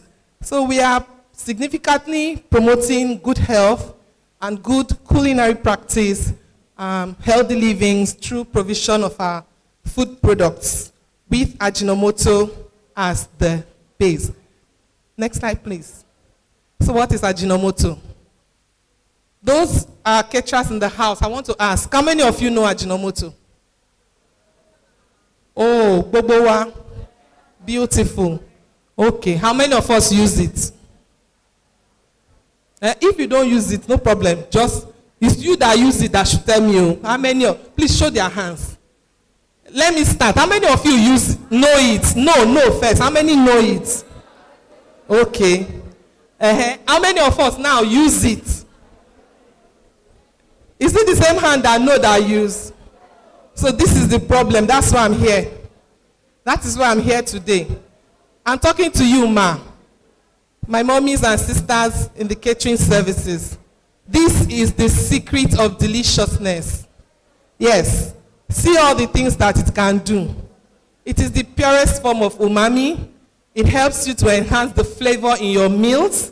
It doesn't change the color of your food, you know? Yes, rather, it enhances it. It brings out the taste. When the ginger and the garlic adds up to the food, this one will just help to promote it. And you will see deliciousness everywhere. So it brings out that, next please, ideal deliciousness in our food. So you agree that we are what we eat, right? If you eat a lot of carbohydrates, you are not eating balanced, right? And that is why if you see caterers at parties, they give you 3 courses. You see the carbohydrates, you see the protein, and then you see the vitamins and the minerals and the vegetables. So your meal, and then at the end you get some sweets, chocolates, cakes, you know, to just top up the meals you have had, or fruits. So we are what we eat, and we eat food to get nutrients from them. Nutrients that will help us to live better lives. Next, please. So we're talking about these classes of food, like we know, protein, lipids, carbohydrates, vitamin, mineral, fats, and oil, water, etc. Please, next. So I'm talking about proteins particularly. Thank you. Next, please. We know that proteins have got no taste, and there are some of them that are in the bound and in the free form. So we are talking about each one of them having its own unique taste. Next, please. So we particularly want to talk about our Ajinomoto's taste. It's got a unique taste that is called umami. Please help me say umami. Umami is a type of amino acid. Please, next. Yes. It is, the sweet amino acids are in that category. The bitter ones, and then we have the umami, which main component is glutamate. Glutamate. This is monosodium glutamate. Umami, what is it? Umami is having a strong, pleasant taste that is not sweet, it is not bitter, it is not sour, it is not salty. It is simply beautifully delicious. So it is a Japanese word, but it has entered into the English dictionary. If they tell you the taste of sugar, sugar is what? Sweet. Okay, what other thing can give us bitter taste? Bitter leaf, bitter cola. What are the caffeines, right? What other taste can give us? What can give us the sour taste? Ma'am? Lime. Thank you. And then the salty taste, majorly from salt. Yes. Then the umami taste. A lot of meals have it. It is abundant in a lot of things in its natural form, especially in our human breast milk. That is the abundant taste. It has been researched to show that our human breast milk has got a higher percentage of glutamate than any other nutrients that you can find.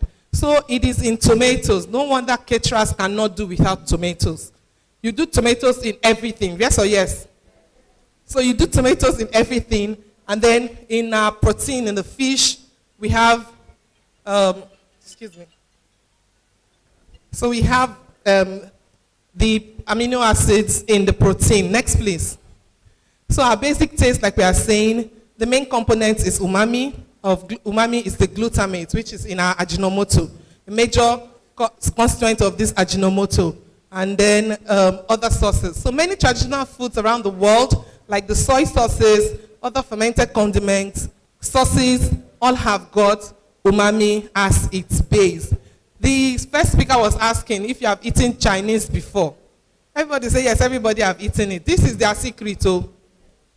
Yes or yes? And you go there and you sit, and at the end of the day, they gave you a bill of 100,000, 200,000, because you have eaten from one place and you are turning the table around. Everybody is taking, after you turn the table, the next person takes. They have just added soy, put Ajinomoto, and the deliciousness is there. You will come back again and pay more. Next, please. So why don't you try it in your home, using this Ajinomoto to achieve Chinese restaurant in your house? It's possible. I do that. I do Chinese in my house because I use Ajinomoto.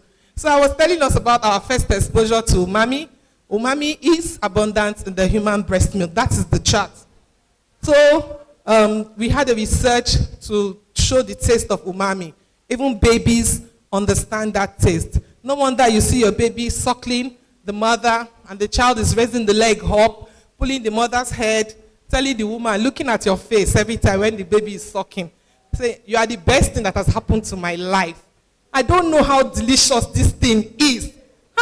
And then it's helping the baby to grow because of the delicious taste that the child is getting from it. So these children, a child of 4 months, and Dr. Stener's study had it, and they tried different tastes, and we captured the different expression of the child. Next, please. You see how excited the child was with the umami taste. So we have talked about this basic taste, where we get them from.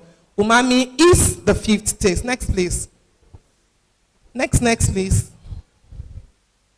So this is how our Ajinomoto is made. Sugarcane is fermented, it's taken to the factory, its juice is extracted, it is crystallized, then it is liquefied and dried and packed in our famous Ajinomoto pack. Interestingly, we actually get our monosodium glutamate from Brazil, but we do packaging here in Nigeria. Our factory is at number 37 Creek Road, Apapa, and our regulators are here.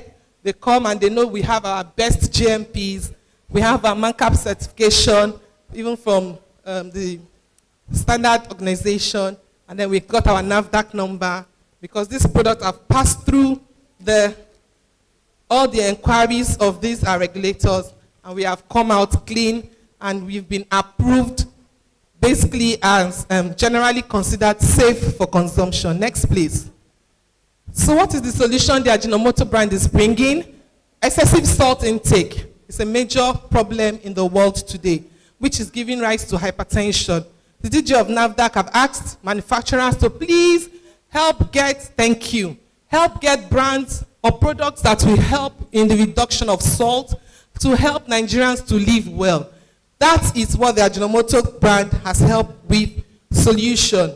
With our Ajinomoto, see, the recommended intake of salt is 5 grams per day per person, but in Nigeria we noticed that we are using up to 7.5 grams per day per person, and even in some countries it is more than that. No wonder we have a lot of high blood pressure issues, a lot of heart attacks, a lot of diabetics and the likes. Next please. So the Japanese brand Ajinomoto Foods Nigeria Limited has brought up a smart salt technology. This is the latest trend in our brand. We have noticed that MSG only contains 1/3 of sodium found in table salt. It is monosodium glutamate. 1/3 of the sodium found in your table salt that you eat at home, normal table salt. So when you use it, you have reduced up to 61% of salt in your food. So some people say if you don't have salt in your food, it's not tasty. It's not true. It's not true. People have testified. Caterers are here. That's why I personally asked the organizer to please invite the Lagos State Caterers and Decorators Association president. These people are very good partners. They know how to use. They have tested and they are testifying till date. So Ajinomoto helps to enrich taste in every meal. Next, please. This is a deliciousness chart to show this research we're talking about, how MSG can help you to reduce salt. It helps you to reduce salt. They call it Maggi Oniyo. They have given it an undeserved reputation. It is a negative reputation and we don't want that. It helps you to reduce salt. It is not Maggi Oniyo. It's not Maggi Nnu. Ó máa ń bá wa dí iyọ̀ kù nínú oúnjẹ. Ó lè beneta nnu ní mẹ́rin. Rage gishiri. Thank you. So this is what the Ajinomoto Group has done. We have been able to help you break down the smart salt technology into all of these major Nigerian languages, and some of the activities that we are doing, we have showed you. See me holding my Ajinomoto there again. I've been talking about this, and some of the activities and the people we interact with. Thank you, ma'am. I'm sure you can see yourself there too. At the last food business we had too. So next slide, please. So the safety has been guaranteed. Rest assured, it has passed through a lot of screening. It has been heavily researched and investigated, and the research is still ongoing. So it has come out with a clean slate and generally accepted as safe for consumption. Thank you. Next, please. So we've also heard, with our collaboration with the NIF stars in the house, they started telling us, why don't you do something that is native also to our Nigerian community and public? So we came up with our Madish brand, Madish tomato and beef for your jollof rice. It gives it that delicious, attractive red color. Excuse me.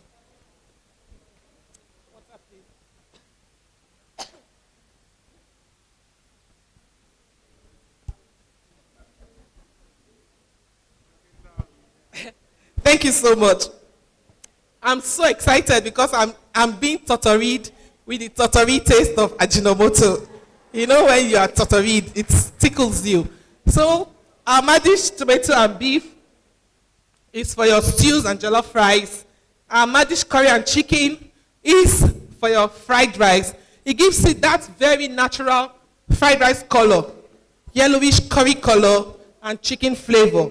Madish gives 2-in-1 benefit. I'm sure our caterers know it. Okay, but if you don't, we are giving you samples today. They have been in the market. And people use it not knowing it is even from the Ajinomoto brand. So we'd like you to know it is our product, 100% produced from natural ingredients here in Nigeria. And then at our NIPS conference in Lagos, we actually unveiled the Deli Dawa. Deli Dawa is made from fermented locust bean. Next, please. Next, please. Deli Dawa is made from fermented locust beans. It's a seasoning that you can use for soups. Yes, for stews like ofada. And some people added it to jollof rice to give them beautiful taste. You know, people like to, do a lot with meat, with food. People try to mix things and get good flavors from food. So this Deli Dawa, if you are traveling from Lagos to any part of the world, you can take it. There's no pungent smell. It's got good, the native aroma is there in it, and then it is produced under very hygienic environment. There's no inconvenience of grinding, very easy to use. Just pick it up, tear it, add to your meal. It's not that you are hitting okpei. Your neighbor knows that she wants to cook ogbono soup. Everybody knows that something is happening. So it is important that we explain these benefits. And the beautiful thing is you don't need any scissors to cut. We've got the tear line on it. Just tear neatly, add to your meal, and the aroma that you are getting from it is not negotiable. It is the native taste maker. If I say Deli, please help me say Dawa. Deli! Deli! Thank you so much. Next slide, please. We are wrapping up as a way of concluding. These are our products, like I've explained, and our office. We have a physical office. Our factory is at Creek Road. Our head office is in Costain, Lagos, and these are our telephone numbers. We are also available online at Ajinomoto Nigeria, Facebook, Instagram, YouTube, Twitter. And our website is also being displayed. So, as a way of concluding, the group is contributing to well-being of all human beings, of our society, our planet, with amino science. This is the strength of our Ajinomoto group, amino science. It is a big brand from Tokyo that is into pharmaceuticals, it is into amino acids, it's into animal feed, it's into fine chemicals, it's into frozen food, into food seasonings. And so this is what we have here in Nigeria, food seasoning, and we are bringing out a lot more to esteemed consumers.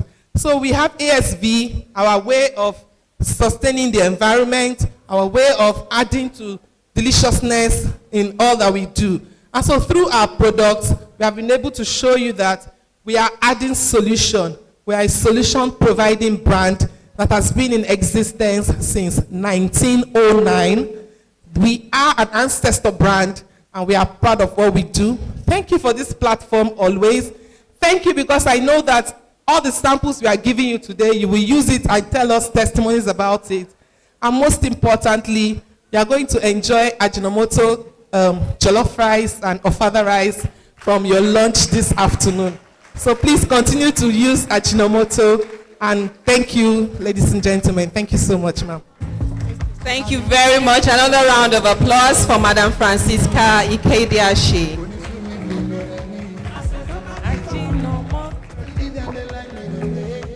All right, thank you very much.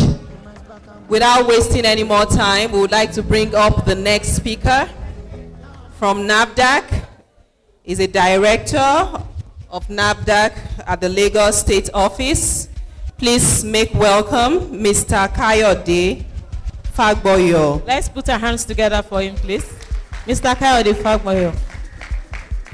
We can do better. Let's give him a round of applause. Thank you very much.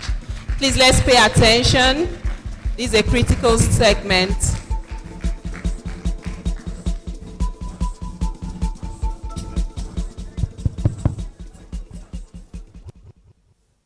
Thank you, the MC. Let me stand on the existing protocol already established. I know many of us are looking tired. I can assure you that I'm not going to spend 20 minutes. I will try as much as possible to make sure that I do my presentation within a reasonable time. Yes. Just as the MC said, my name is Fagboyo Kayode. I'm representing NAFDAC, and the DG of NAFDAC, Professor Mojisola Adeyeye, has actually asked me to pass on to you a compliment and good wishes. She is actually aware that we are having this program today. You know, as a civil servant, we cannot just go and address the public without getting clearance from our Director General. So she's aware that I'm here today. So I want you to listen attentively. As I've said, my speech is not going to be too long. As you all know, NAFDAC is an agency of government that is saddled with the responsibility of regulating and controlling the manufacture, the importation, the distribution, the sales, and use of regulated products.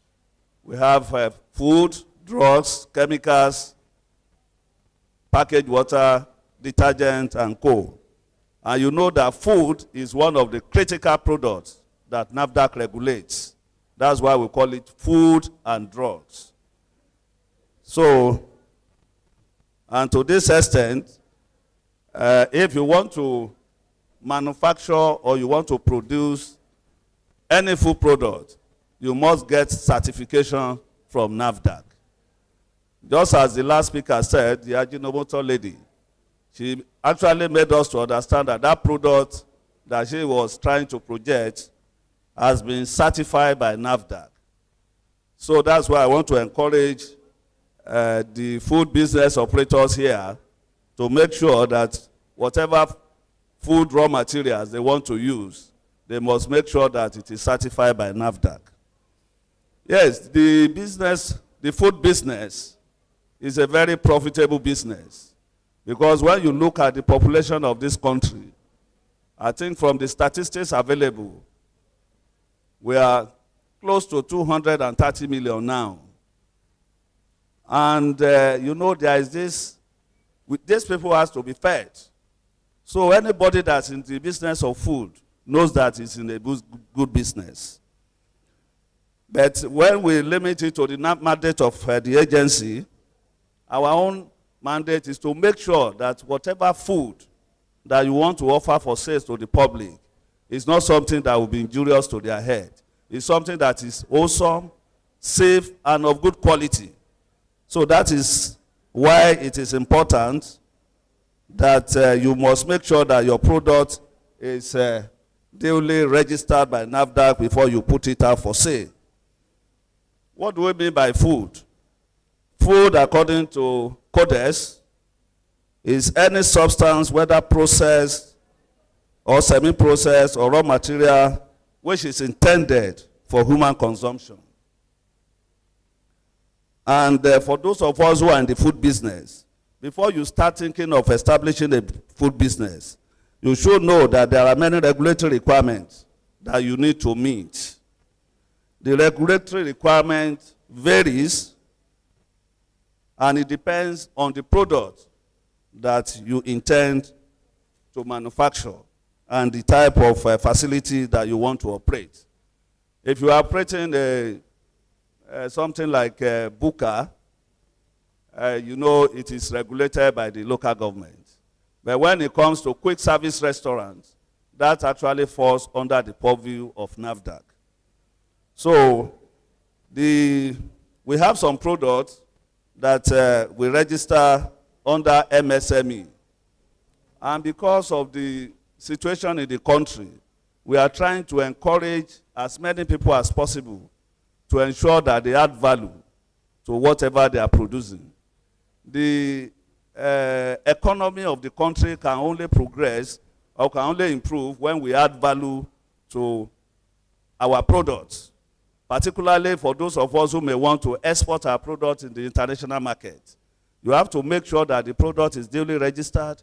You have to look at a lot of factors. NAFDAC has to come there, look at the GMP of your facilities, and ensure that you are also following labeling regulations.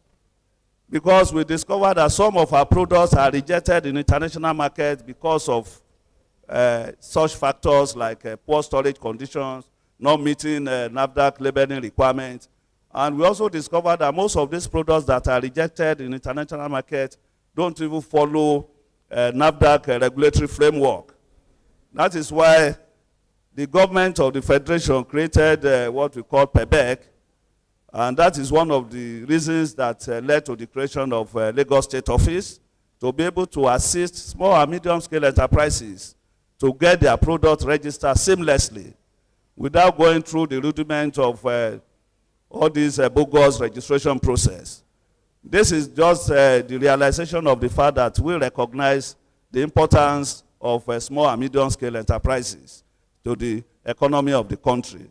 So we have put a lot of systems in place to streamline our regulatory and registration requirements so as to accommodate this group of people. So it depends on the product that you want to register, but the fact is that either you are a manufacturer or you are into packaging, you must make sure that you subject your product to NAFDAC certification. And why do we regulate food? The purpose of the regulation is to make sure that whatever product you are producing is wholesome, is efficacious, is of good quality, and is also safe for human consumption. But we discovered that there are a lot of factors that are hindering some of us putting up our product for registration. Maybe because of a lack of capacity, because majority of us may not be adequately educated, and the agency has decided that if you have the requisite knowledge and you have been doing this product a very long time, we may waive educational requirements for you to be able to register your product. And for those of you who are in the quick service restaurants, we have very many of you that have registered a lot of products like chin-chin, we have granite, we have many of these products, and you may not even have a big facility before you can register this. If you have one small room, and we know that you are producing this product in a very hygienic environment, it can be registered. And we didn't even stop at that. We also allow people to use a shared facility. 2 or 3 of you can gather together, get a small place, and be using the facility to register your product.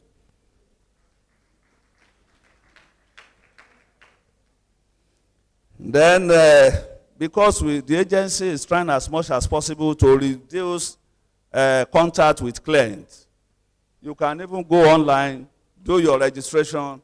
When an officer comes to your place to carry out inspection, that is the only time they have you have contact with them. All other things are now done online because we want to ensure that we reduce contact as much as possible. But one of the major things that we discovered about some of these small and medium-scale enterprises is the labeling issues. Some of us are not complying with the labeling requirements. Some try to deceive the members of the public. So to us in NAFDAC, all labeling information must be truthful and must not be misleading. And if your product contains allergen, because that has been the major challenge even in advanced countries, some of us will try to conceive our product, particularly the ones that contains allergens. This must be clearly stated. I think all of us are professionals here. We know what we mean by allergens. So, and we have a lot of people that their body immune system may not tolerate it. That's why the agency always makes sure that we encourage people to state if they have allergen caution on to state the allergy caution on their product, particularly if it's a product that contains milk, egg, fish, peanut, wheat, soybean, nut, and sesame seed. I think sesame seed has just been added recently. So, in short, you know, the agency has put this in place to encourage people to be able to come up with their products and get it registered. Because we have a lot of potentials in this country. Like in In Nigeria, we are the leading producer of a lot of products. When you look at sesame seeds, for instance, we are the largest producer in Africa and the third producer in the entire world. But because we are not adding value to it, that's why most of these things are being rejected in the international market. So the government of the day is serious about it. We want to encourage all of you to make sure that you put up your products. NAFDAC officers will come there, look at the facility. We want you to be able to export so that the country can get the required foreign exchange, so that all of us can take this country out of the woods. And just as I've said, our registration requirement is already on our website. You can easily contact us whenever you need further clarification. I don't want to bore you with too much stories. That's why I said I'm only going to spend like 10 minutes. Thank you very much. Thank you very much, sir, for that insightful presentation. It's now time for question and answer. Do we have anyone who have questions for Mr. Fagbe? Okay, only you. Okay. Is there any other person? Okay, just.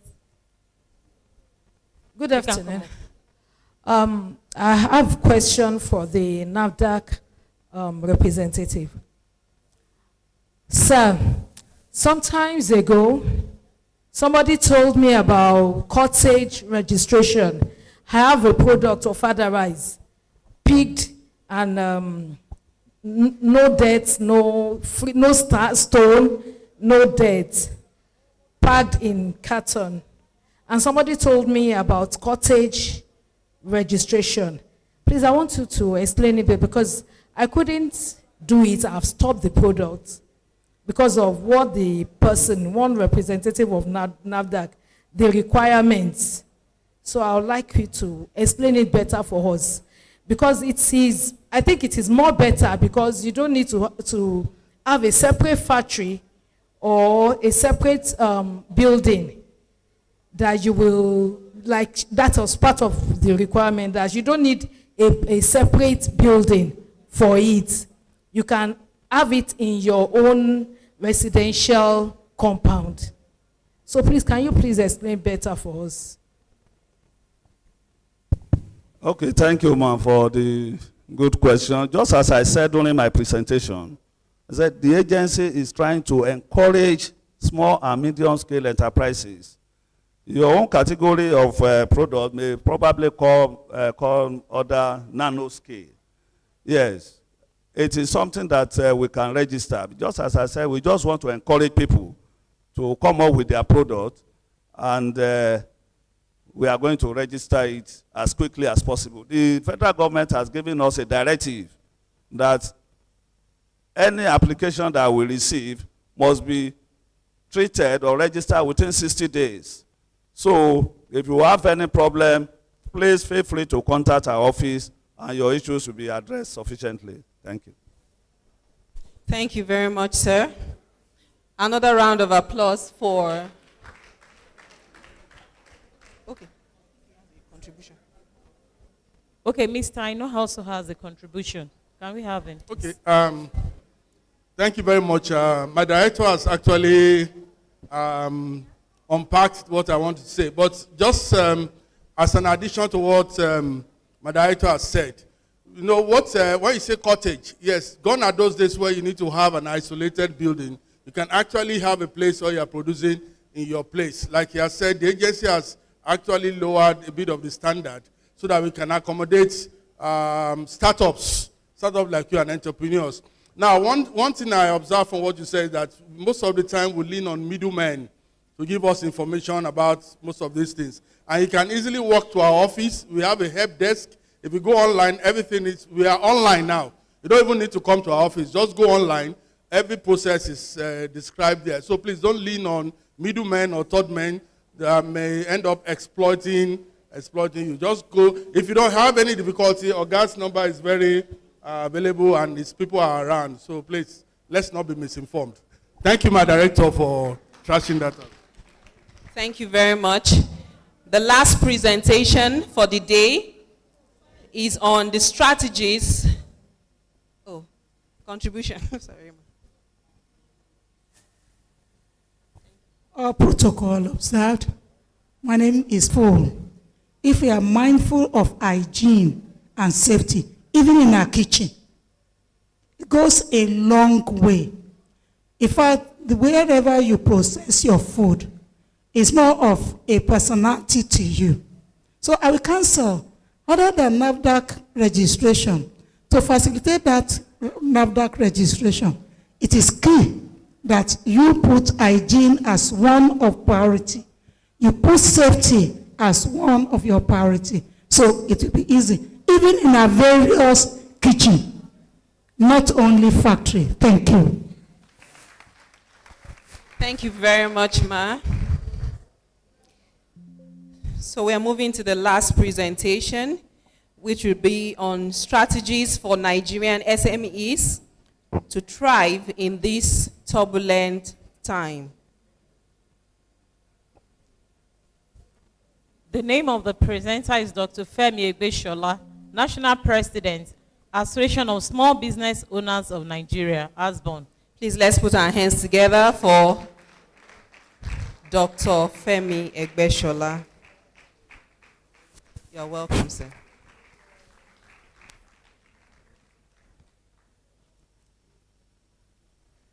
Good afternoon, everyone. Please permit me to rest on existing protocols. I also bring you greetings from over 40,000 of our members nationwide that said I should say a happy afternoon to you all. Yes, we're looking at the topic, like it has been said, strategy for Nigerian SMEs to thrive in these turbulent times. You will agree with me that Nigeria SMEs are really challenged, and our economy is not likely to improve anytime soon. In fact, Nigeria is flat broke, and our national economy and cost of living will continue to get worse for some time. According to the new report, there's very likelihood that fuel may also go up in price with the war going on or about to start now in Iran and Israel. This week, the Minister for Finance announced new taxes that has to be introduced. And by February 2024 this year, CBN increased their MPR, that is their interest rates, to 22.7. We have also heard of the electricity tariff hike by 253% for those under Band A. From now on till next year, government attention will be shifted from economic development to stability and fighting for survival. According to NBS reports, that is Nigerian Bureau of Statistics, about 2 million businesses have died over the past 2 years. And it shows that so many things are wrong in the MSME sector. In fact, Faith Foundation says that 85% of businesses has laid off between 1 and 5% of their workers. So, concerned business owners now need to be strategic about the issues affecting their businesses. What do they need to do now? They need to decide on what they have control over and what they do not. So we have to decide on what we can control and what we cannot control. Reliance on government is not realistic. We need not look up to government now, but rather need to find ways to work around our issues and find solutions to them. Yes, SMEs, business owners, needs to begin to think outside the box and not wait for government. When we are thinking outside the box, it's also time for us to become close to our customers. It's time for us to begin to call them and find out what they want and what their new normal is. For instance, PZ Cuisines, popularly known as PZ, that's the company making makeup. It's a makeup industry. It's a cosmetic industry. They did their own research to look at new findings and new needs of their customers. And this helped them to reveal that their customers' demand now is not really for powder and makeups. Rather, they need skincare products that will not just cover them, but will also make them look good. Without research, there is no way they will have been able to do that. So one of the things we need to do now as MSMEs to navigate this time is to become closer to our customers. We also need to begin to look at how we can embrace technology. It has been talked about here today, but we need to continue to see how we can use technology in our operations and how to help us navigate the current issues and challenges we have now. We must be determined to develop these skill sets in technology. For example, there's this event center along the Lekki corridor. This event center discovered that most of the time, particularly during the week, they don't get customers for the event center. So what did they do? They decided to engage their customers on different social media platforms and trying to find out what they really need. During this research, they were able to discover that most of the women around that area need to go to Mile 12 or Balogun markets to get their foodstuff during the week. With that insight, they were able to now decide to make the event center a market, a food market during the week and for events on weekends. With that innovation, the place became very profitable. But how would they have been able to know this if they did not engage technology? It's also time for us to begin to see how we can collaborate as business owners. Collaboration is a way of bringing skills and experience together as business owners or those who are doing similar or complementary businesses. An example is Indomie. You know Indomie very well, right? Yes. While they concentrate on the making of Indomie, it's another company that is selling their products. They don't sell on their own. You also notice that banks these days are engaging contract staff. They don't employ staff on their own again. They get contract staff. Dangote too, most of the vehicles you see them with on the road are not their own vehicles. It is contracted. Also too, you need to begin to now see how you can follow that model. One particular organization doing one beautifully well on that is what is known as Beer. Beer is a yogurt startup company. And what they do now is that they move to almost every shopping mall around and place their stand there to sell. And that helps them to be able to open up more businesses and sell more. You also discover that even supermarkets now brings in pharmaceutical shops or stores to their supermarkets. It's a way of complementing what they are doing. And that's one idea you also need to begin to explore. You also need to begin to see how you can enter new markets. It's important you open up new markets. New markets could be a new area, it could be new customers, or it could be another country. Very good enough in the country now, we have what is known as HAFTA, African Free Trade Continental Area, where you can sell across borders in Africa. Have you been able to take advantage of that? You also need to see how you can begin to export your products to other developing and developed countries, so that you can have more money and your business can grow. Well, are you aware also that the government has passed a law that they call Procurement Act, Public Procurement Act? Under this new act, you are able to get government buying to up to 40% of all government needs. Meaning that now, government is buying locally 60% of what they need. Sorry, 40% of what they need. So, are you taking advantage of that? If you are saying that you are not selling, it may also mean that you are not taking advantages of the opportunities that are around. Therefore, it is important for you to begin to see how you can take advantage of some of this opportunity. Do you also deliver online? Most of the people, particularly customers we have around in the country now, will not come to your physical shop.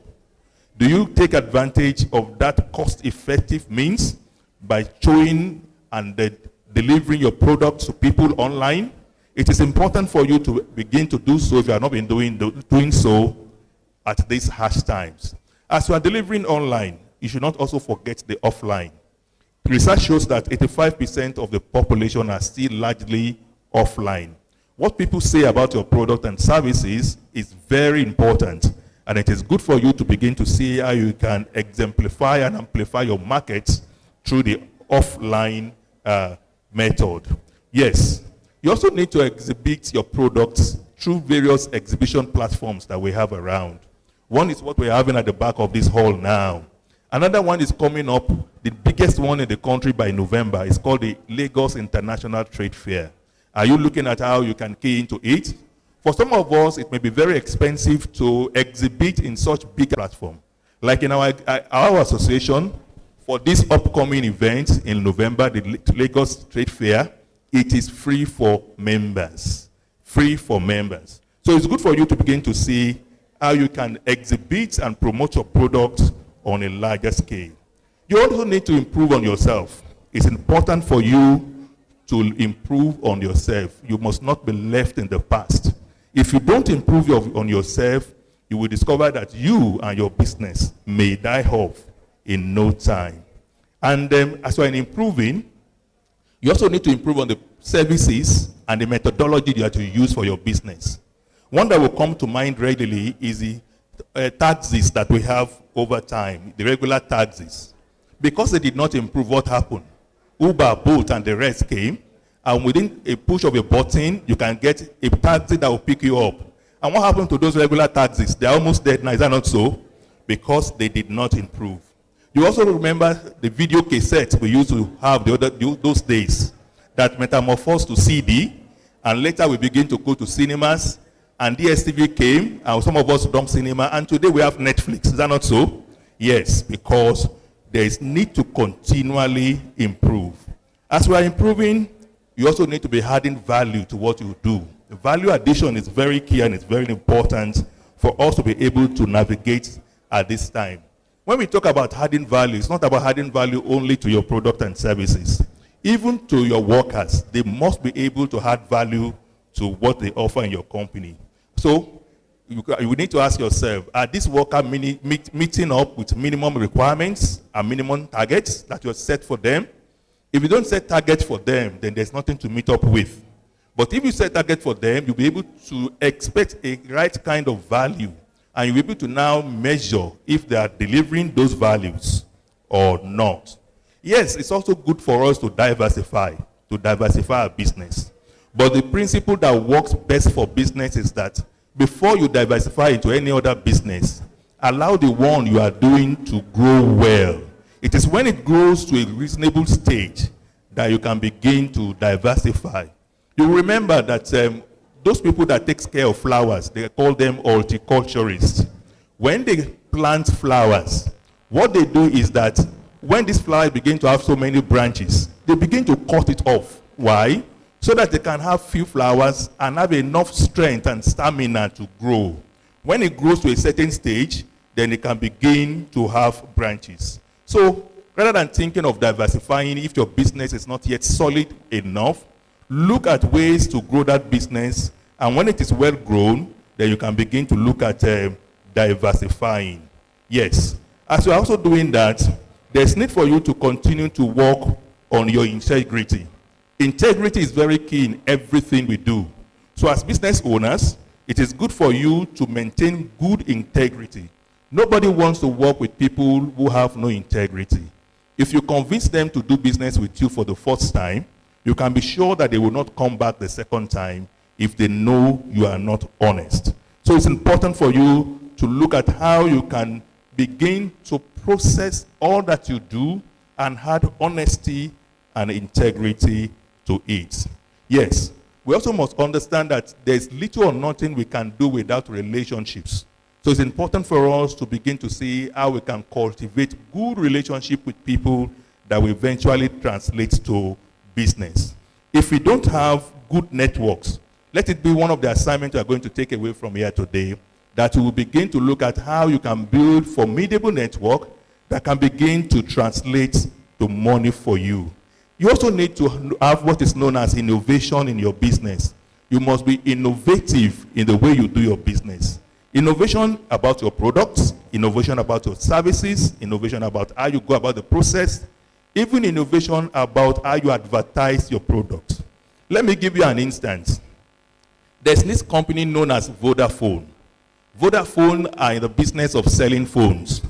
But there came to a time they discovered that there's a big problem in one of the countries they are, that is Romania. And what's the problem?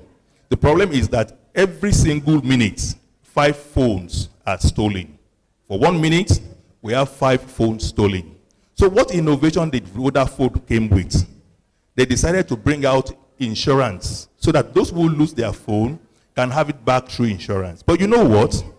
Nobody was ready to buy insurance from them because everybody has the confidence that I will not lose my phone. What next did they do? Vodafone hired professional pocket pickers, pickpockets. They hired professional pocket pickers, educate them, and put them on the road. What assignment did they give to them? The assignment was that try and slip into people's pocket or into women's bag this slip. And what is written in that slip? So is it that this slip can get into your pocket? If yes, your phone can be stolen too. Insure your phone. What happened? The report shows that within 6 months, the insurance rate grew by over 2,000% for Vodafone. While this is a very harsh advertising method, but it shows that with innovation, they were able to achieve their set targets because people knew that it's now important for them to insure their phone. Another thing you need to do is to belong to a business membership organization. Business membership organizations are organizations that are designed to help you grow, to handhold you, and to support you. I am happy to hear that so many associations are here, and that's good. But if you are here and you don't belong to any association, it is important now to begin to see how you can align yourself with one association or the other. For us, we represent the Association of Small Business Owners of Nigeria, and we give out a lot of services that help MSMEs to navigate during this hard time. One of it is access to finance. We help you to get finance at very reduced cost with little or no bottleneck. We grant you access to markets, access to information, access to capacity building, access to mentoring, access to other facilities and opportunities that you need as a business owner. It's good, like I did say, to join a business membership organization. Now, with all the challenges we are in through, what should be our perspective? Our perspective should be, as it is exemplified by this true life story that I will relate here to end my talk this afternoon. And that's something that happened in July 31, 1838 in Jamaica. Before that time, we had so many black slaves in that country known as Jamaica. But then at a point, the slaves began to revolt. They decided that they wanted to be on their own. They wanted to be free and no longer slaves. So after many years of revolt, the government decided that, okay, come 31st July, they will be set free. All slaves in Jamaica will be set free. So what happened next? Well, history shows that before 31st of July, the last day of their slavery, they gathered themselves together. One man named as William Knibbs gathered over 40,000 slaves together. And they decided to construct a very big coffin, and that at the night before 31st of July, all of them will gather at one same point, and that they did. So before midnight, they threw in all the relics that will remind them of slavery. They threw in the torture ropes, they threw in the caps, the tattered trousers and shirts, the long hats, and all those things that they were using for slavery were all thrown into the coffin. Then it was a decision that when it comes to midnight of 31st of July, they will lower the coffin into a grave and shout freedom. And exactly as they had planned it, when it came to that time of the night, exactly at 12 midnight, they lowered the coffin into the grave, and they all shouted freedom. Yes, they were now free. Is that not so? Of course. they became free. They are no longer slaves, but free men. But then, the news shows that those that were in the remote places in the country did not hear of those news, those slaves in the remote places. So they continued to be slaves. And many of them were slaves for many years. Even their master hid the news from them because they wanted them to continue to be slaves. What's the lesson for us there? The lesson for us there is that many people today continue to enslave themselves with 9-to-5 jobs. But we have become free because we are business owners. Is that not so?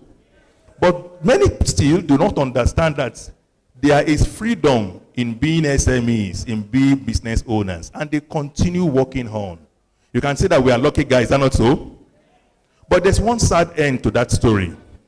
And the sad end to it was that when they declared themselves free, more than half of them now realized that now as free men, they needed to provide for their own food. They needed to provide for their own house. They needed to provide for all other things that is needed by men to survive. New slavery. Why? Because they were not prepared for the responsibility. Also true today, if you as a business owner goes into business and you choose not to prepare yourself, it is likely you will go back to your 9-to-5 job. So, my fellow entrepreneurs, are you ready to stay put even with all the challenges we are facing? Are you sure you are ready? Yes, that is what we need to do. So, if you are sure that you are ready, I will need you to shout out one after the other that I am a blessed entrepreneur. Can I hear you say that? Can I hear you say that again? Can I hear it the last time? May the goodness and mercy of God continue to follow you.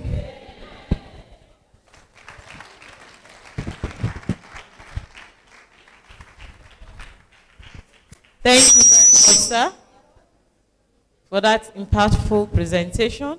We'll just take one question. But before that, the owner of the vehicle, KTU, with the plate number KTU 43GL, a Suzuki Baleno. You're obstructing someone else, please. Kindly go out to repark. The person you're obstructing wants to leave. Thank you very much. Any question, quickly? All right, in the absence of any,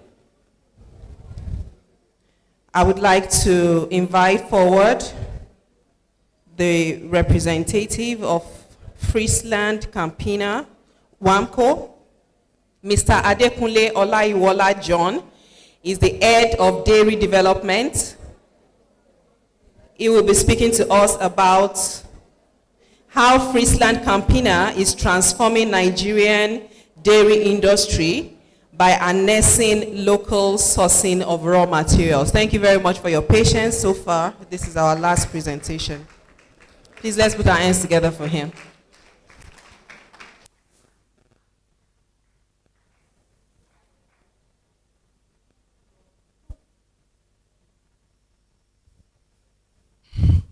Good afternoon, everyone. Standing on existing protocols, and especially, I think I want to appreciate our senior lifters. I think I see a lot of you here. It's very encouraging to see you still attending functions, and it's telling us that the younger ones, we should take over from you. Thank you so much for encouraging us. And to our mommies in the house, the caterers, the ones that feed the whole world, that make us happy. Thank you so much for coming for this occasion. My name is Adekunle Olaiwola John. I'm head dairy development, as the speaker said, for Friesland Campina WAMCO, and also a food technologist. I will also thank some of my lecturers and new staff for having me, because I head the dairy development of the multinational in the dairy space. Next slide, please. Okay, I would like to speak about the dairy development because Friesland Campina does dairy development in this way by building dairy value chain from farm to business, and with that we take responsibility to feed the world in a sustainable way. And I hear this is connected to sustainability, what we are talking about here today. And if you look at how we do this, how do Friesland Campina I know you all know Friesland Campina. It's a name, but I know you grew up with peak. If you have drank peak milk, if you have drank peak milk 3 crown before, then this is Friesland Campina talking to you. Many years we used to import a lot of powder into the country, and today we are using local content in the country, and this is what we are talking about. And so to our presentation, we do this in 3 strategic pillars. Number 1, we want to increase, contribute to self-sufficiency of our country with local milk sourcing, which I just mentioned. The other one is that we improve the farmers' livelihood and also improve the farmers' net income based on our daily activities. And the third one, which we talked about, is environmental sustainability. One of it is how do we sustain the business, looking at the carbon footprint per milk in the country, and also seeing how we can progress in the next 100 years, using local milk for our production, for cooking, for making butters, and making a lot of products from raw milk. Next slide, please. And we've looked at these strategic pillars, and we looked at Nigeria as a whole, and we discovered that there are points that we need to look at. As a multinational, we looked at this to say, 1, we need to secure knowledge sharing. The other one is to prioritize our breed. The Nigerian cow that our mothers used to eat, prepare meat for us, they produce 1 to 2 liters.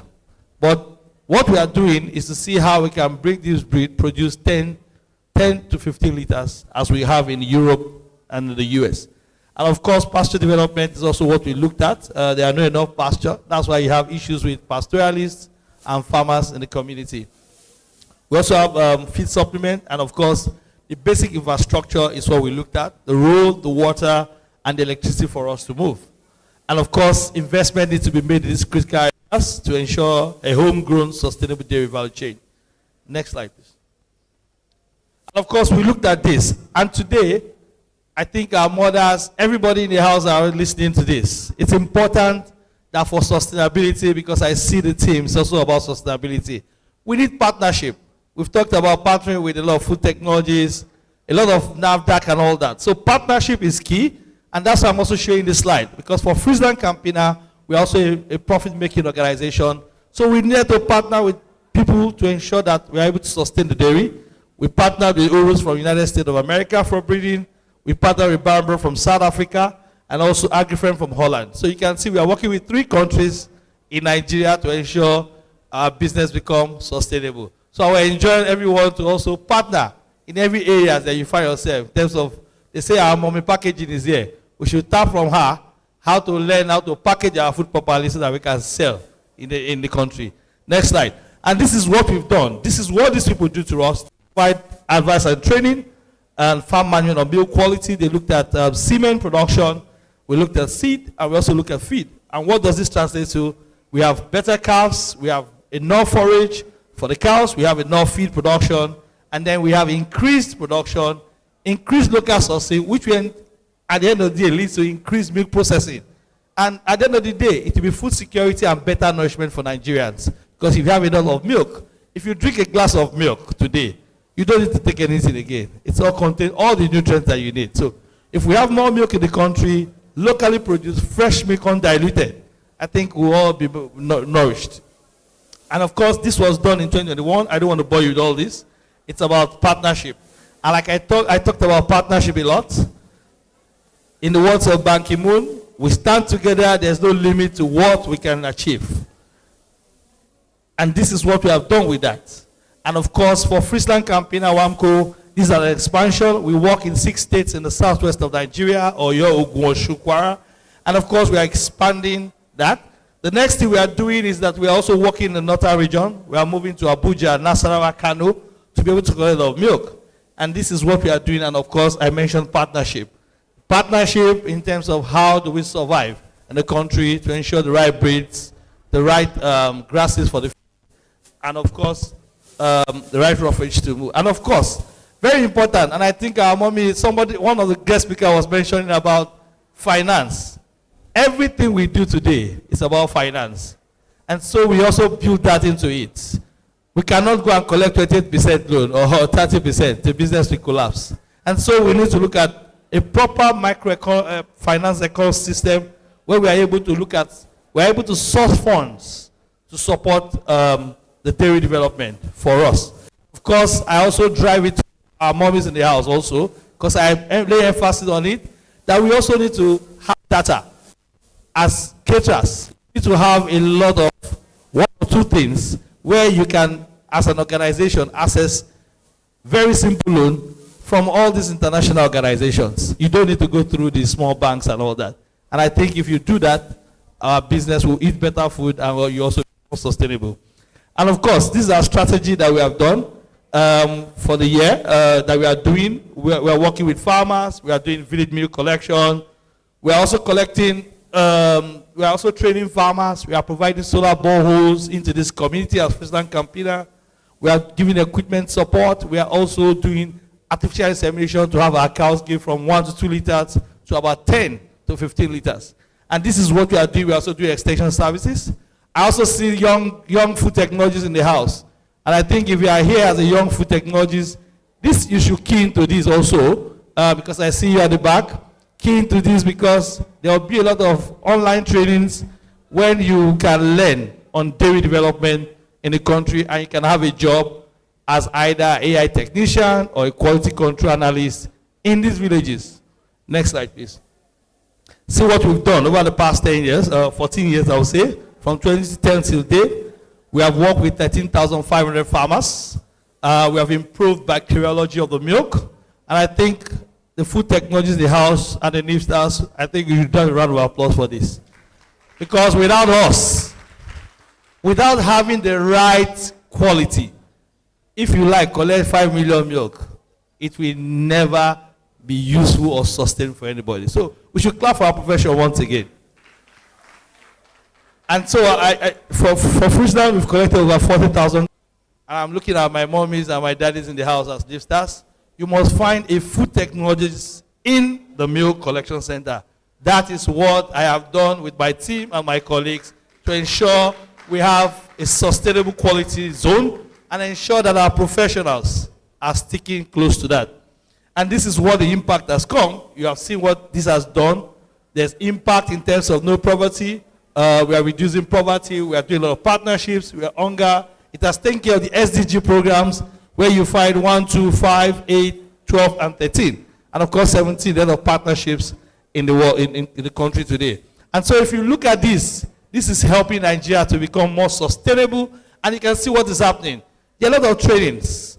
I see young food technologists at the back. I think it's important. Our NIFTAs here are retiring. We have to take over to help our mothers to be able to have the right recipe for them to work. And this is part of what we need to do. We need to, what our lecturers have taught on the school many years ago, we need to put it in practice. We need to ensure that we train farmers. We need to connect with people at that place, at the grassroots, to ensure we have local sourcing, local for local, and we don't need to use our forex to import a lot of things from outside the country. Next slide, please. It's just to show you what we are doing. For food technologies, you can always sit in the lab. For sustainable business, you work from the grassroots. You work from the farm to fork. Some of you will know farm to fork. But in Friesland Campina, we call it grass to glass. We want to be in charge. We want to use ASAP, and that's what we are doing. We're using the ASAP system from the farm to the fork, and also from grass to glass for our own knowledge. And this is what we are doing. I like everyone to focus on this product. Some might say it's advertisement, but I think we need to clap for Nigeria. Can I have attention, everybody in the house? If you are not listening, you need to clap for Nigeria. When I say local for local, I'm very proud about this. Peak Yogurt is the only yogurt in Nigeria that's made from fresh milk, from our Nigerian farmers. Can we give our farmers a round of applause also? And this is, I'm very proud and passionate about this because this product, when I wanted to join Friesland, I asked them a simple question. Why don't we have yogurt on the shelf? So if I resign today or I leave today, I have fulfilled my ambition of having a Peak Yogurt on the shelf. So wherever you find Peak Yogurt, take it. It's sustainable business because the more we have this in the market, the better for our Nigerian farmers and of course for the populace. And of course for our mothers, you can use this milk to cook food very well. Even Peak Yogurt, you can do a lot of things, do your catering activities. There's something they call Peak Family Meeting. You can have a lot of products can be mixed with this and get it. And the second one, which is homegrown, this is sustainability. We need to do what we can use in this country. Like what Innocent is doing, you have to make it more sustainable. Today, or in a couple of months, I think our elders know very well, we were struggling in Nigeria because we didn't have Forex. But for Friesland, there was one particular product that even if we don't have buttermilk or whole milk powder from abroad, we can produce. That is the Nunu yogurt. The Nunu yogurt is 100% raw milk. The plants. You cannot blend it with buttermilk or whole milk or whatever. If you don't see raw milk, it will not work. It's like a fuel to a car. If you don't see raw milk, the plant is shut down. And it's a modular plant. And we can have this modular plant in the country from different area. It's a pilot, but we can have it in all the states of the Federation. You can imagine how many food technologies will work in this place, how many scientists will work, how many people will benefit from this, how many mothers will sell this product. And of course, for our mothers during your occasion, during this tough period that we talked about, a lot of heat, you take a cool Peak yogurt or a Peak Nunu made from Nigerian soy. I say local for what? Local for local. I think we should clap for Nigerians again. And that's where I want to end my slide. Next slide, please. But this is what I call sustainability. And I said for us, let's nourish the future together. I'm happy to show you this slide because this slide shows that it's possible to grow Nigeria, make Nigeria sustainable. We must not all jackpot. We must stay back here. Young food technologies, stay back. With you, we will build this country together. We make it more sustainable for our mothers to give us the right food, the right nourishment for the country. And of course, if you do it very well, I'm head of day development today, but I started as a milk collection officer just to encourage you that Rome was not built in a day. We can make Nigeria work by making our system work. And we don't need to run to Europe or America before we can make it work. We will start what? Today. Thank you very much. Thank you very much, sir. I remember in those days, there is this song. Milk is pig, milk heart is pig, always be there for you. So we are there for you now. Milk heart is pig, always be there for you.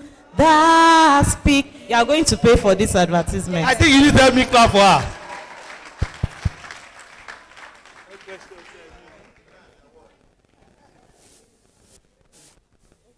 Thank you very much once again, sir. Do we have any question for him? Don't ask for peak milk, please. All right. Okay. Thank you very much for the opportunity. My name is Kikelo Mamorolua, a member of the Nigerian Institute of Food Science and Technology. I want to sincerely commend the last speaker for your presentation. And I'm particularly happy because you gave attention to the students in the house. And that is where my question is. I hope your company, Friesland Campina, I hope I'm correct? I hope you are supporting student initiative in your company. I am very passionate about the students. And because the issue is this, many of them, they don't get placement for their IT. So I hope your company will be, the students in the house, I hope you understand what I'm saying. Is that a yes? Yes. Please, I hope Friesland Campina will assist in taking in some of these students for their IT. NAFDAC is doing well. Some other companies that I contact. Please, I want your company to look into that. Because if they don't have the experience, if they don't gain this experience during IT, I don't know where you want them to, to start from. We know the way the education is presently, the universities and all that. Please, help us to look into that. And I will contact you on that. Thank you very much. Thank you very much, Pa. I think we're already doing a lot.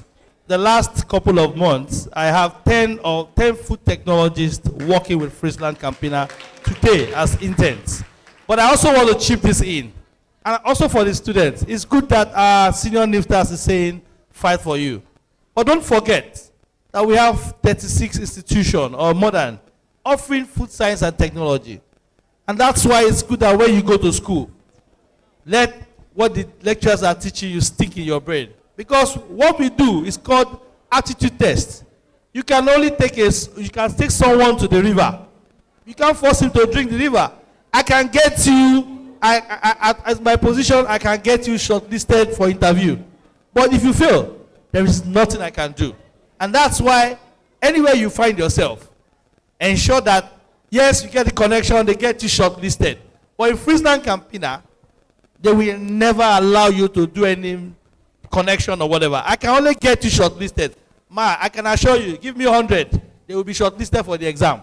That is the only thing I can do. I'll take you to the river. You should be able to know how to drive your river. So nobody's going to use that plus or minus. The philosophy that we have in Friesland, which is quite different. When I was coming in, I knew nobody. I had 4,000 candidates in 2010 to go for that position. I ran to encourage them. 4,000. We were screened down in 1 month to 35. And eventually, we thought all the 35 were going to be picked. We were all in Sheraton. At the end of the day, they picked only me.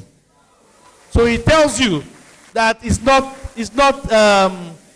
free. It's not free. Oh, I know A, I know B. No, you can get my car, whatever. The only thing I can do for you is get you shortlisted. But then you also, what our lecturers have taught us in school, let it stick in your brain and pour it down. Thank you so much. Thank you so much.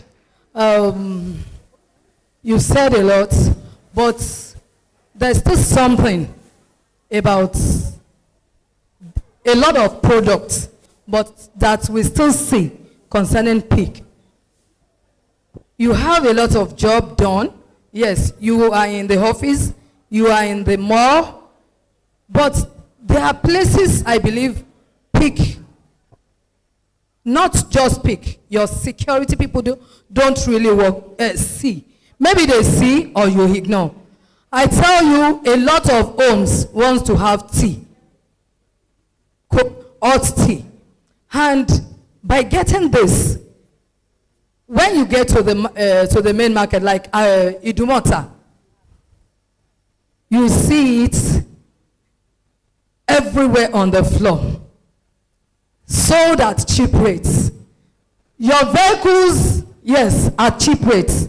Your vehicles, suppliers from the company will go there, they will pass by, but do they really have that check on some? Try to buy some. By the time you get home and get the same pig, when you do a thorough check, there are some differences. But when I take it, I visit someone and it's been given to me, and it starts running me, there's nothing I will say that it is pig that I took. Thank you. Thank you so much. That's counterfeiting you just talked about. And we know we are in Nigeria, and God will help Nigeria. God will help Nigeria. Amen. God will help Nigeria. Amen. I think it starts from us. We are looking at counterfeiting also. And also, madam, I think for me, the head of quality assurance in Friesland today is also a food technologist and a NIFSTAR. So I will also pass that across that, of course, it happens everywhere. You can ask, I think Mr. Alawale is here. There's counterfeiting in all our products, from Coca-Cola to Bacardi, everywhere. You can find it. But like you said, we are working closely. There's people in trade mission and doing that. And thank you for the observation. I'll also still pass that across to them to intensify more effort. Thank you. Thank you very much. Oh, okay. The last reaction. Thank you very much for the opportunity to speak. My name is Sholo Lawale. My questions are in two parts. The first is on partnership. You said you are into partnership, but you didn't say to what level of operators you partner with. Do you also partner with startups? And then secondly, you gave the flow, and in your inputs, you mentioned everything like semen and all that. You didn't mention the animal itself. And I was wondering whether that makes a lot of difference and whether there's any support you give. I would like to go back to school, and I want to be able to have the attachment she's talking about. So I really want to know more about that partnership bit, whether it's for starters or for whatever. Thank you. Thank you so much, sir. I'm honored to answer your question, sir. Because we look up to you when we were in school. I think some of these young food technologists don't understand what I'm saying. I was a student president many years back, about 20-something years, and that was our president. I think you should give you a round of applause. Asking his own student questions. Anyway, thank you for your leadership over the few years, many years back. But to your question direct, we partner with farmers. That is actually my job. I lead the dairy development team. We are looking for farmers that we want to work with, 100%.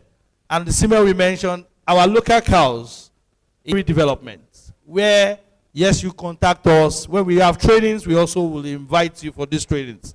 Good enough, Urus is going to do a lot of trainings on crossbreeding. So I will also contact you and also share with the Food Summit or whoever, or NIFS also. NIFS can also join. Anywhere you find yourself online, we are there 100%. We are bringing, they speak online from United States on breeding. We can bring it to NIFS, even for pasture and all that. So all that, we will pass across to you, sir. And I'll personally take this up from here, sir. Thank you so much, sir. And I don't know, does that answer your question, sir? Last one. Thank you so much, sir. All right. Good afternoon, ladies and gentlemen. First of all, I have to give God all the glory for gathering us here today. And I also want to appreciate God for the life of our director here, Mr. Razak. When I came to Lagos, that was 2022. He inspired me in a way that he didn't know. And I thank God for what God is using him to do, and God will use him to do more in Jesus' name. Okay, I'm referring to the last speaker. I am a graduate of Food Science and Technology. I graduated 2016 with class of distinction. But I'm not working in the food industry. How many industries that have gone for their interviews, I did excellently and perfectly well, was called. So please, I want to ask, is there any platform or any procedure that can be followed for not only me, for most of my colleagues have not started working in the food industry that did a wonderful during their tertiary institutions? Thank you. Thank you very much.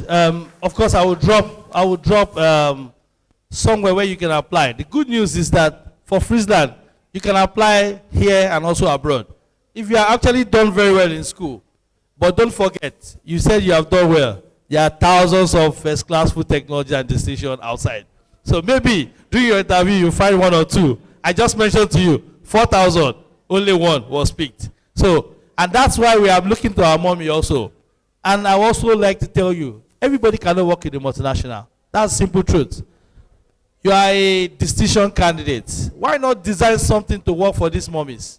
Why not be their consultant? This is something you can do to make their business sustainable. You'll be amazed that the salary that Friesland want to pay you, or Cadbury or whoever, this woman, these are our mothers, they will pay you. You can come up with different things to help them. You are a food technologist. You can come up with packaging material. You can come up with how do they sell. You can become a trainer for them in quick service restaurant. Probably, maybe I'm sharing my knowledge with you already. I was a USC guy many years back. I started with USC. We used to do trainings for mothers outside. You can develop a lot of things you can do around it. And that's why you did food packaging, food labeling, you can be a consultant. Let me tell you, one of my colleagues never worked for one person for one day. From school, he said, I am not going to work for anybody. And today, he has his own Gary processing industry and is doing fantastically well in Ireland. So let's move it from that side. I'll send that one to you, but think about what I said, the other ones. Because everybody cannot work in Friesland. Thank you. Right. Thank you very much. Very much. We appreciate you. We are gradually going to the end of the program. At this point, we would have the award presentations, and I would like to invite forward the representative of Grashi Global Foundation, Mrs. Irene Ikemefuna, to please come forward. Please let's put our hands together for her. It's Grashi Global Foundation that has sponsored this award. So please let's put our hands together for them again.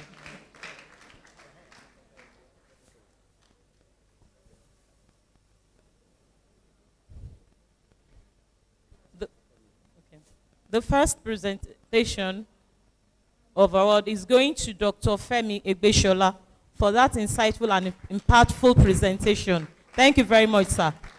We have really tapped from your wealth of knowledge today. Let's keep clapping.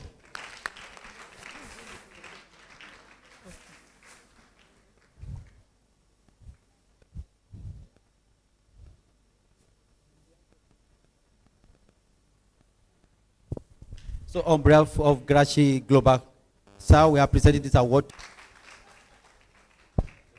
Thank you very much. I want to sincerely thank Mr. Oke for this wonderful award that I have had today. I also want to thank you too for sponsoring this award. It is exciting, and I'm sure this will also continue to spur us to do more.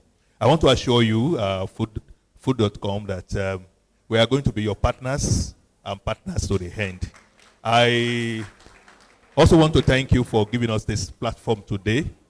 The information I got from the office now is that 11 people has joined our association from here now. Like I did say, joining our association is free. It's totally free. Just go to asbon.org, asbon.org, and you become a member. Once again, thank you very much for the opportunity. Thank you very much. The next presentation will be to the chairperson of this event, Dr. Mrs. Margaret Eshiet. Please, let's put our hands together for her as she comes forward.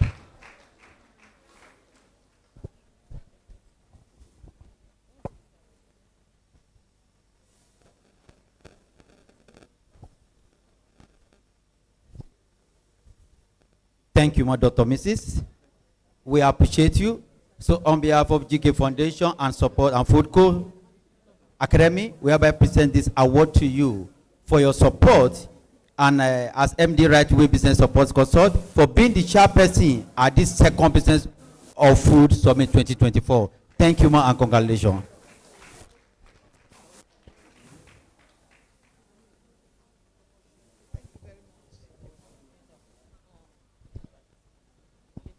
Thank you very much. We'll continue with the presentation of award.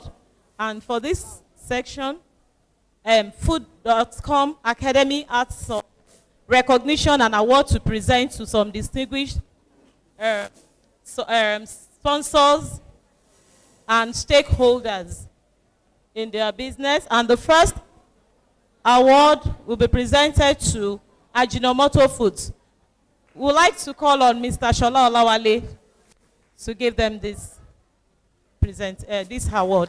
Mr. Shola Olawale, please. Ajinomoto Foods. Madam Francisca, please come and receive the award on behalf of Ajinomoto Foods. Okay. Maybe I should welcome her with their song. Ajinomoto na the seasoning made from sugar cane. Please, let's give them a big round of applause. Mr. Shola Olawale. Oh, Ajinomoto na the seasoning made from sugar cane. Ajinomoto na the seasoning made from sugar cane. Thank you, ma.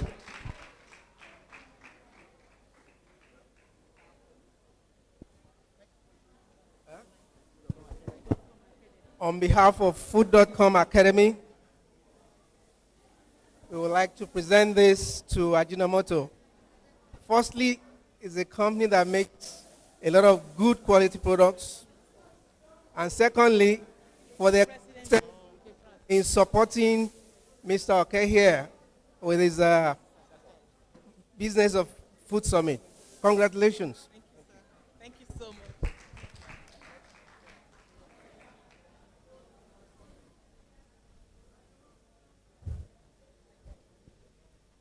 Congratulations, Ajinomoto. The next recognition and award is going to the chairperson of Association of Professional Caterer, the person of Mrs. Adijat Surakat Atobatele. A big round of applause for her.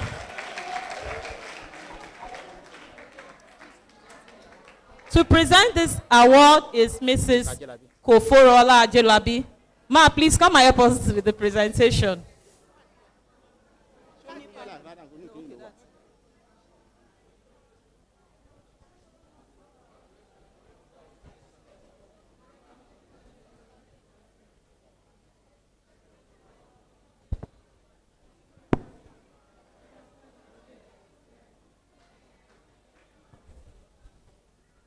Mrs. Adijat.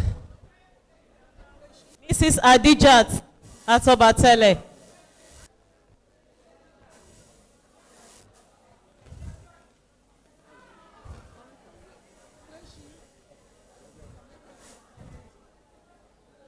Or can we have a representative? Is she in the house? A big round of applause for Mrs. Adijat Atobatele.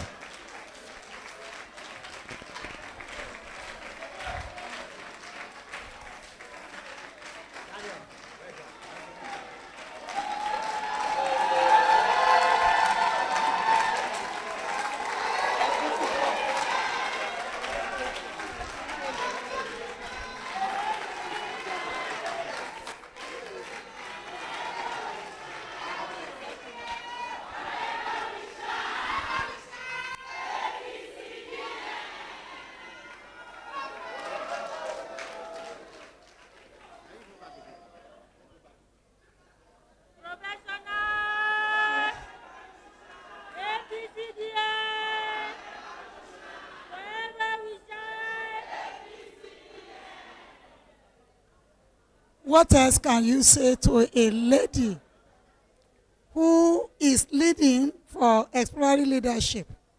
Allah Madam came down from the way from Abuja. And when you see people, you know them by the ovation that people will donate to them. And that's what we are seeing today. There's this adage that when you're a leader and you are someone that serves, you will see it. And you can see it in our lady, Mrs. Adijat Idowu Adobatele. Madam, you've done so well. And it's calling so for more.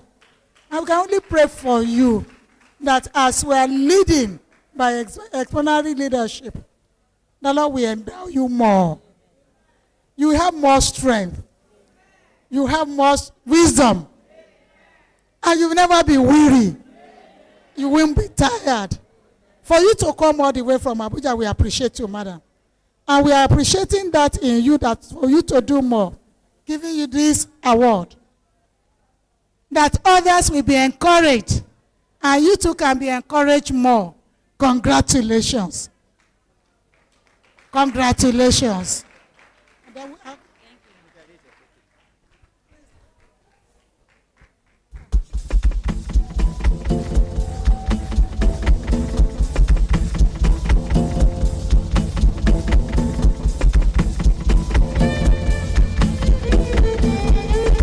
Congratulations, madam.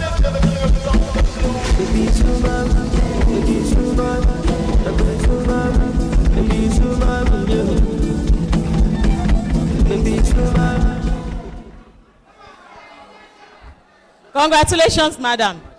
The next recognition and award is going to a friend and a sister, a very humble woman, very intelligent, very diligent, in recognition of our support to foodacademy.com and also our contribution to the food industry. Especially, please, can we have one else, please? I know we are rejoicing and congratulating our chairperson. Thank you very much. The next recognition and award is going to a friend and a sister.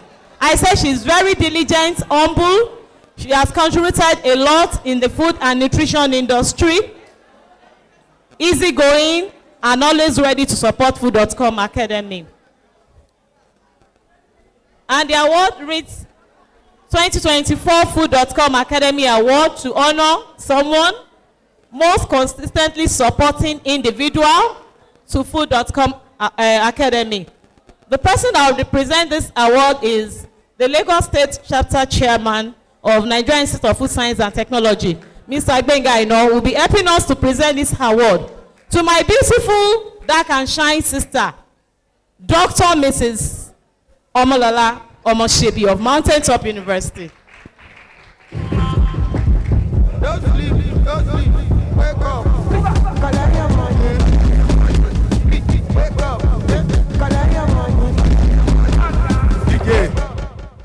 Somebody say, wow. This is a very well-deserved award. As a matter of fact, she has really surprised me pleasantly today with her performance. I didn't know you could carry out a top-notch performance today. You have done excellently well. You have represented us very well. We are proud of you. I want to see you do more of this. Congratulations, madam. So on behalf of food.com, I proudly present this award to Dr. Mrs. Omolola Omoshebi.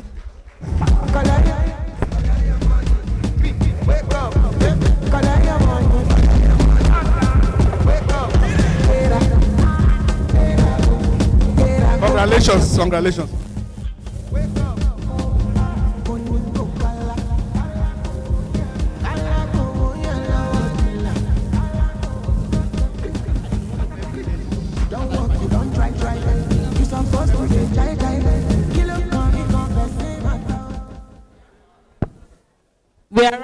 We are rounding up in 5 minutes.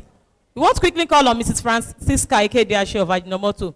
Madam, can you come up quickly for your presentation? I understand she wants to do something quickly for the caterers. Mrs. Francisca, 2 minutes, please.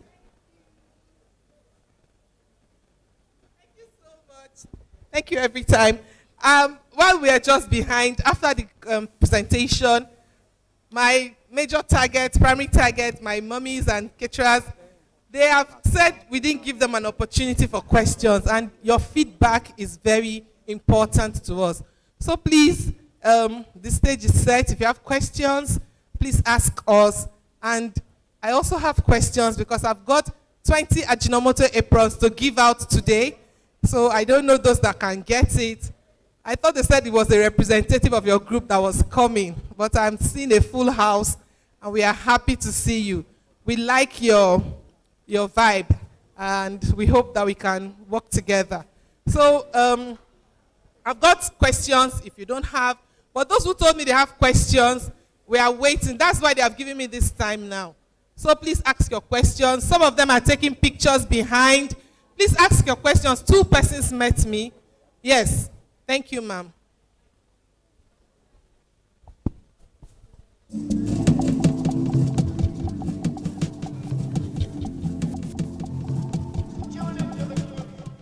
Good afternoon. Good afternoon, ma'am. My question, I won't say it's a question, it's like advice.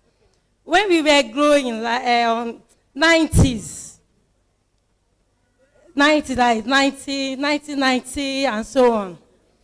So our parents used to use Ajinomoto. But these days, if you ask someone to use it, tell you he cannot use it. So I don't know, maybe you can do more adverts so that people will know that Ajinomoto of those days is new now. So I'm better than before. So that is what I have for you. All right. Thank you. This is good feedback. It's not entirely new for us. It is the same Ajinomoto, and it is still the same. We have not compromised our quality. We have just unlocked the 5th taste, which is that umami taste, to make it known. And our adverts are ongoing. If you know it, we have even been on CNN for adverts from the international group. Those who have seen us know. So to show you, it's ongoing, and we know that we'll still do more with you. Oh, thank you, sir. I know you have questions. Oh, thank you. Please, beautiful. Okay. APDN. Yeah, Ajinomoto. I don't know if the content in the Maggi is still like before, because sometimes years back, people were complaining that it's very harsh. I don't know for caterers, those days that we use Ajinomoto for our cooking, especially fried rice. If you use Ajinomoto, after maybe 2 hours to start drawing, it doesn't, as in the shelf life of that food, it will last if you use Ajinomoto. I don't know, maybe people notice. I noticed, like many people like that notice. So we stopped using Ajinomoto because of the issue. It doesn't last in the food. Second, I don't know if the content of that whatever ingredient has been reduced, because If you remember La Casera, sometimes years back, people were complaining, mechanic use it to open something, and they rebranded it. And feedback from their clients, especially those people using it. So they were like, they delegate some people to like go to the market, get feedback from their end users. That is where they get feedback. Is it okay? It's now mild. So people now start drinking it back. I don't know for Ajinomoto now. So please, they should take note. Feedback from probably caterers. I think caterers will tell them the feedback most especially. Thank you very much. I'm sure someone has the same question. Okay. Good afternoon, Good afternoon, madam. sir. My name is Adebayo Adegbe. Welcome, sir. I am a fashion designer and costumier. Okay. I want to ask a question, an observation. In the past, Ajinomoto used to be very good. But at a particular time, I had a problem with a wedding dress that was stained. And I was told to use Ajinomoto to wash the white dress, and it washed and it was clean. Okay. So that is the problem a lot of people have with Ajinomoto today, that Ajinomoto is used more in washing white clothes and not in cooking. Thank you. Noted. Thank you so much. I'll get to that. Yes. Okay. Thank you. Good This is afternoon, ladies interesting. and gentlemen. My name is Darak Event. I'm a venue stylist. Thank you. Yeah, I represent APCDN. My question is, because what is the health benefit of using Ajinomoto to cook? Because personally, if I eat any food cooked with Ajinomoto, I'm talking about myself, I purge a lot. Each time I go to, in fact, there was a time, if I go for events, I don't eat. I go for water or snacks. I don't eat food, because if I eat, the following day, I will be visiting toilet. Thank you, ma. Your point is on budging. Yes. Noted. All right, we take the last. Thank you. I'm Mrs. Kenny Lads. I want to give a feedback and not a question. Thank you. I've been using Ajinomoto. When I started using it, it was one of my cooks. They will buy it, turn it into black nylon, and use it to cook for me. Thank you. For my clients. Thank you. There was a day I had a job and I did not call that particular cook because she was not available. And I went with other cooks. The woman that I worked for complained. She said, your food used to be sweet. Thank you. It's not sweet. I tasted it. I don't use Ajinomoto at all. I said it's sweet. She said it's not. There is one particular taste that the food you used to cook for me, used to have. And this one does not have it. I had to call my cook. She told me, Mommy, I've been hiding it. It's Ajinomoto. The second feedback was for somebody I've been cooking for the past 6 years. Their own food. All their soups, stews, and sauce. She's a nurse, retired nurse. Her husband, a doctor. She told me specifically, if I don't add Ajinomoto to her food, to her soup and stews, she knows. She will tell me, you did not add it. Please, all you people, the way you talk, I don't like it.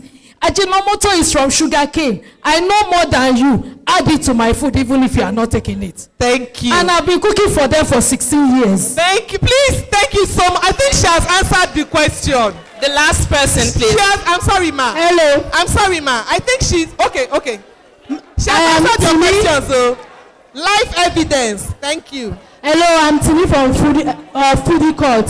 Sometime last month, we had this discussion that there is an ingredient that makes Ajinomoto more healthier than other stock cube. So what happened? Why did the company allow the other stock cube to bring down Ajinomoto to where it was? I've not used this since 80s. So what happened is, I think the company needs to do a lot of marketing to revive it, to bring that trust and change mindset that it is not healthier to be used in cooking than other stock cubes. Thank you so much. I'd like to thank you. The organizers are saying that our time is up. See, by the time, I'm waiting for my association of professional caterers because I want to have a time out with you. Maybe after others have gone. Now, The question we are asking is, it is a brand that people use and they hide. Wetin you gain if you dey use Ajinomoto is asking you. Even if you know a Aproko doctor, he's asked you, wetin you gain if you dey use this Ajinomoto and you know you dey hide am or you dey lie. So caterers have asked questions, another caterer have answered, people who are still using it. I mentioned earlier, I don't know if they will allow, okay. I have here one of the elders and fellow in the Institute, Nigerian Institute of Food Science and Technology, in the person of Mr. Bangboshe. So he wants to speak from the professional point of view. So let's listen and learn. Good afternoon, everybody. Good afternoon. Please, let's listen so that we can learn. Look, please, let's have some silence, please. Please. It is interesting listening to all the comments. And I want to speak, from professional point of view. I've worked in the soft drink industry for a long time. I want to relate this to what somebody said concerning La Casera. Now in Nigeria, we have, this attitude of abusing products. Somebody designed a product for a particular purpose, and we will use it for something else and change the purpose. Take, for example, if you take lime or lemon and use it to clean rust from maybe a metal, it will clean off the rust. It doesn't mean that the lemon or lime is bad or cannot be consumed. Exactly the same thing we do to some of these products. The people that design the product, they design it for consumption, and it is saved. We have regulatory bodies that check this.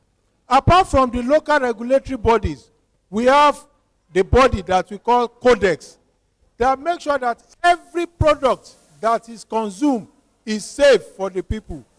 And Ajinomoto fall under the category of what we call GRAS, generally regarded as saved. So what happens most of the time is because of what we have had, it has a psychological effect on us. When I was working with a company, 7-Up, we brought out a product in 50 cl called Orobo. I worked in the company. I was producing this product, but I have friends and family that were arguing with me that the product, the Orobo, that it is lighter than the one in the 35 cl.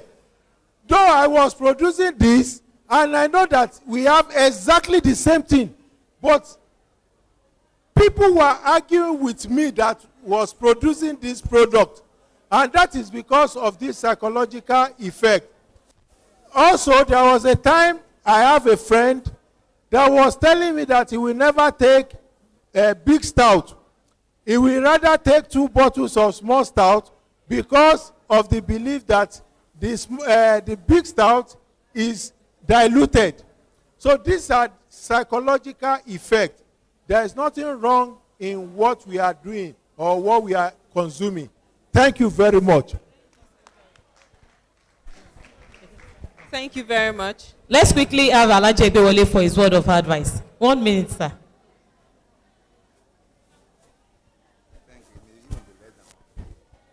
Good afternoon, ladies and gentlemen. While I was coming here, I didn't intend to speak.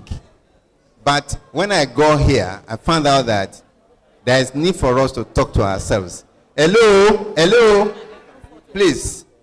What you see food.com doing today did not start today or yesterday. It's been several years. If you ask Razak, when he was hobbling and stumbling over several eateries and is here, going from one eatery to another, either working, even free of charge for them, so that they can know the stuff he was made of. Those who were looking for a job, some of you should learn from Razak now that it's not every one of us that will be going to paid employment. We can as well create time to do something for ourselves, even if you have never been employed. So I'm appealing to you younger generations. Please, let's use Razak as an example. He too has worked in some places, but is today an employer of himself and is an asset to anyone that he has come across and the organizations. So I'm appealing to you to please take time to listen to all those messages that were passed today. When we were growing up, when we attend this kind of gathering, we take notes so that we can make use of what we learn. But in these days, some of us come here and see it as another way to enjoy. Please, let us learn from those who are coming behind. Like myself and Mr. Ajelabi and Mr. Olawale, we came not for any other thing to come and support Razak. And any of you can be supported in the same way if and when you call on us and you put something across the table. So we appreciate Razak and appreciate those who are supporting him. If you look around, find out that majority of those who are working here today are new stars, whether in the engineering or back end or name it, even the caterers and the rest of them. There are some of us who are into IT and they are food technologists. They are still doing their profession and they are carrying their profession ahead of time. So ladies and gentlemen, a round of applause for Razak, and we are very proud of you. Thank you very much. On that note, Mr. Razak is going to give the vote of thanks. Please, a loud applause for Mr. Razak.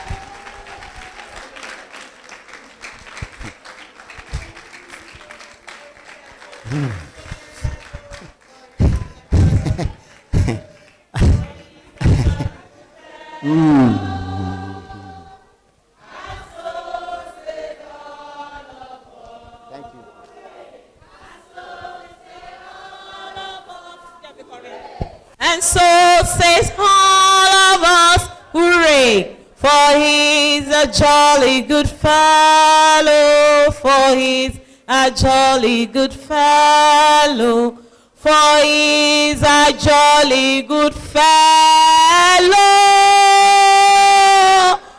And so says all of us. Thank you, thank you, thank you. I want to appreciate everybody, and I'm humbled that eminent personalities are here, past president of NIFT, elders in NIFT, fellows that are here, standing up for me. I'm humbled, and I want to appreciate you. On behalf of the advisory board and the planning committee, members of the maiden edition that we did that time, and this second edition, everybody that have involved in this thing, they are volunteers. As you can see, I'm a member of the largest food professionals in the whole world. So when I look right, I see them. When I look left, I see them. And that is the result we are getting here today. A lot of people supported us. I don't want to start mentioning names. I know when we started, people doesn't want to identify with us. People thought we will not be able to sustain it. And here we are stepping it up. And having all the elders here is a big plus that we are on the right track. And like I said, food business is always the right answer. Food business is a defined business. When I called the president and he was telling me that, Mr. Razak, as I'm talking to you now, I'm in Abuja. I said, madam. He said, I'm telling you, I will fly down here. I want to appreciate you, Alaja. And I want to appreciate the chairman of the Lagos chapter of Lagos branch of Caterers Association too. They are here. I want to appreciate you. NAFDAC Safety Commission, they are here. JK Foundation, madam, we want to appreciate you. They've been supporting us last year, this year, and they continue to support us. And I could remember, our chairperson was telling me that, Mr. Razak, I shared this on my platform and somebody said, this thing should be a national program. Can we take it across? I said it's possible, but the little one we are doing is donations here and there. So if you can see government bodies, organizations that can support us, we are there and we want to appreciate you. I don't know what else to say than to say next year, April, we are going to meet again. And we are going to meet in peace. And we are going to meet in good health. And at that time, this business, this food business we are talking about, all of us, we have good story to tell. It's not only people that want to share the story of good things about Ajinomoto. Many people will be here. I'm happy when I approached UAC. Somebody was telling me that this is not going to be possible. We don't have time this year, but here they are today. They are here today, and I'm happy. Look at Promasido. They are here today, and I'm happy. Many other organizations, like I said that too, they supported us. Eat and Fish for snacks, they are here. Festival for Kapina, they are here. So who is not here? All of us are here. So next year when we call on you, I know you will oblige us, and we can even make to a bigger venue that can accommodate us. I want to appreciate you. Thank you once more, and I wish you a success journey back home. A big round of applause for Mr. Razak. We can do better. He's the chief host of this business summit. We want to appreciate everyone for your time, your presence, and your contribution throughout the program. By the grace of God, like he said, we'll meet next year, April, maybe at a bigger hall with a wider coverage by God's grace.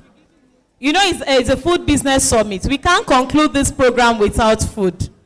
So on your way out, we have ice cream by UAC Food Supreme Ice Cream. So you can just file up and pick up your ice cream. And we also have lunch courtesy of Ajinomoto Foods. Please pick up your meal ticket by their stand and have your lunch. Thank you very much, distinguished ladies and gentlemen. We wish you safe journey back home and to your respective destinations.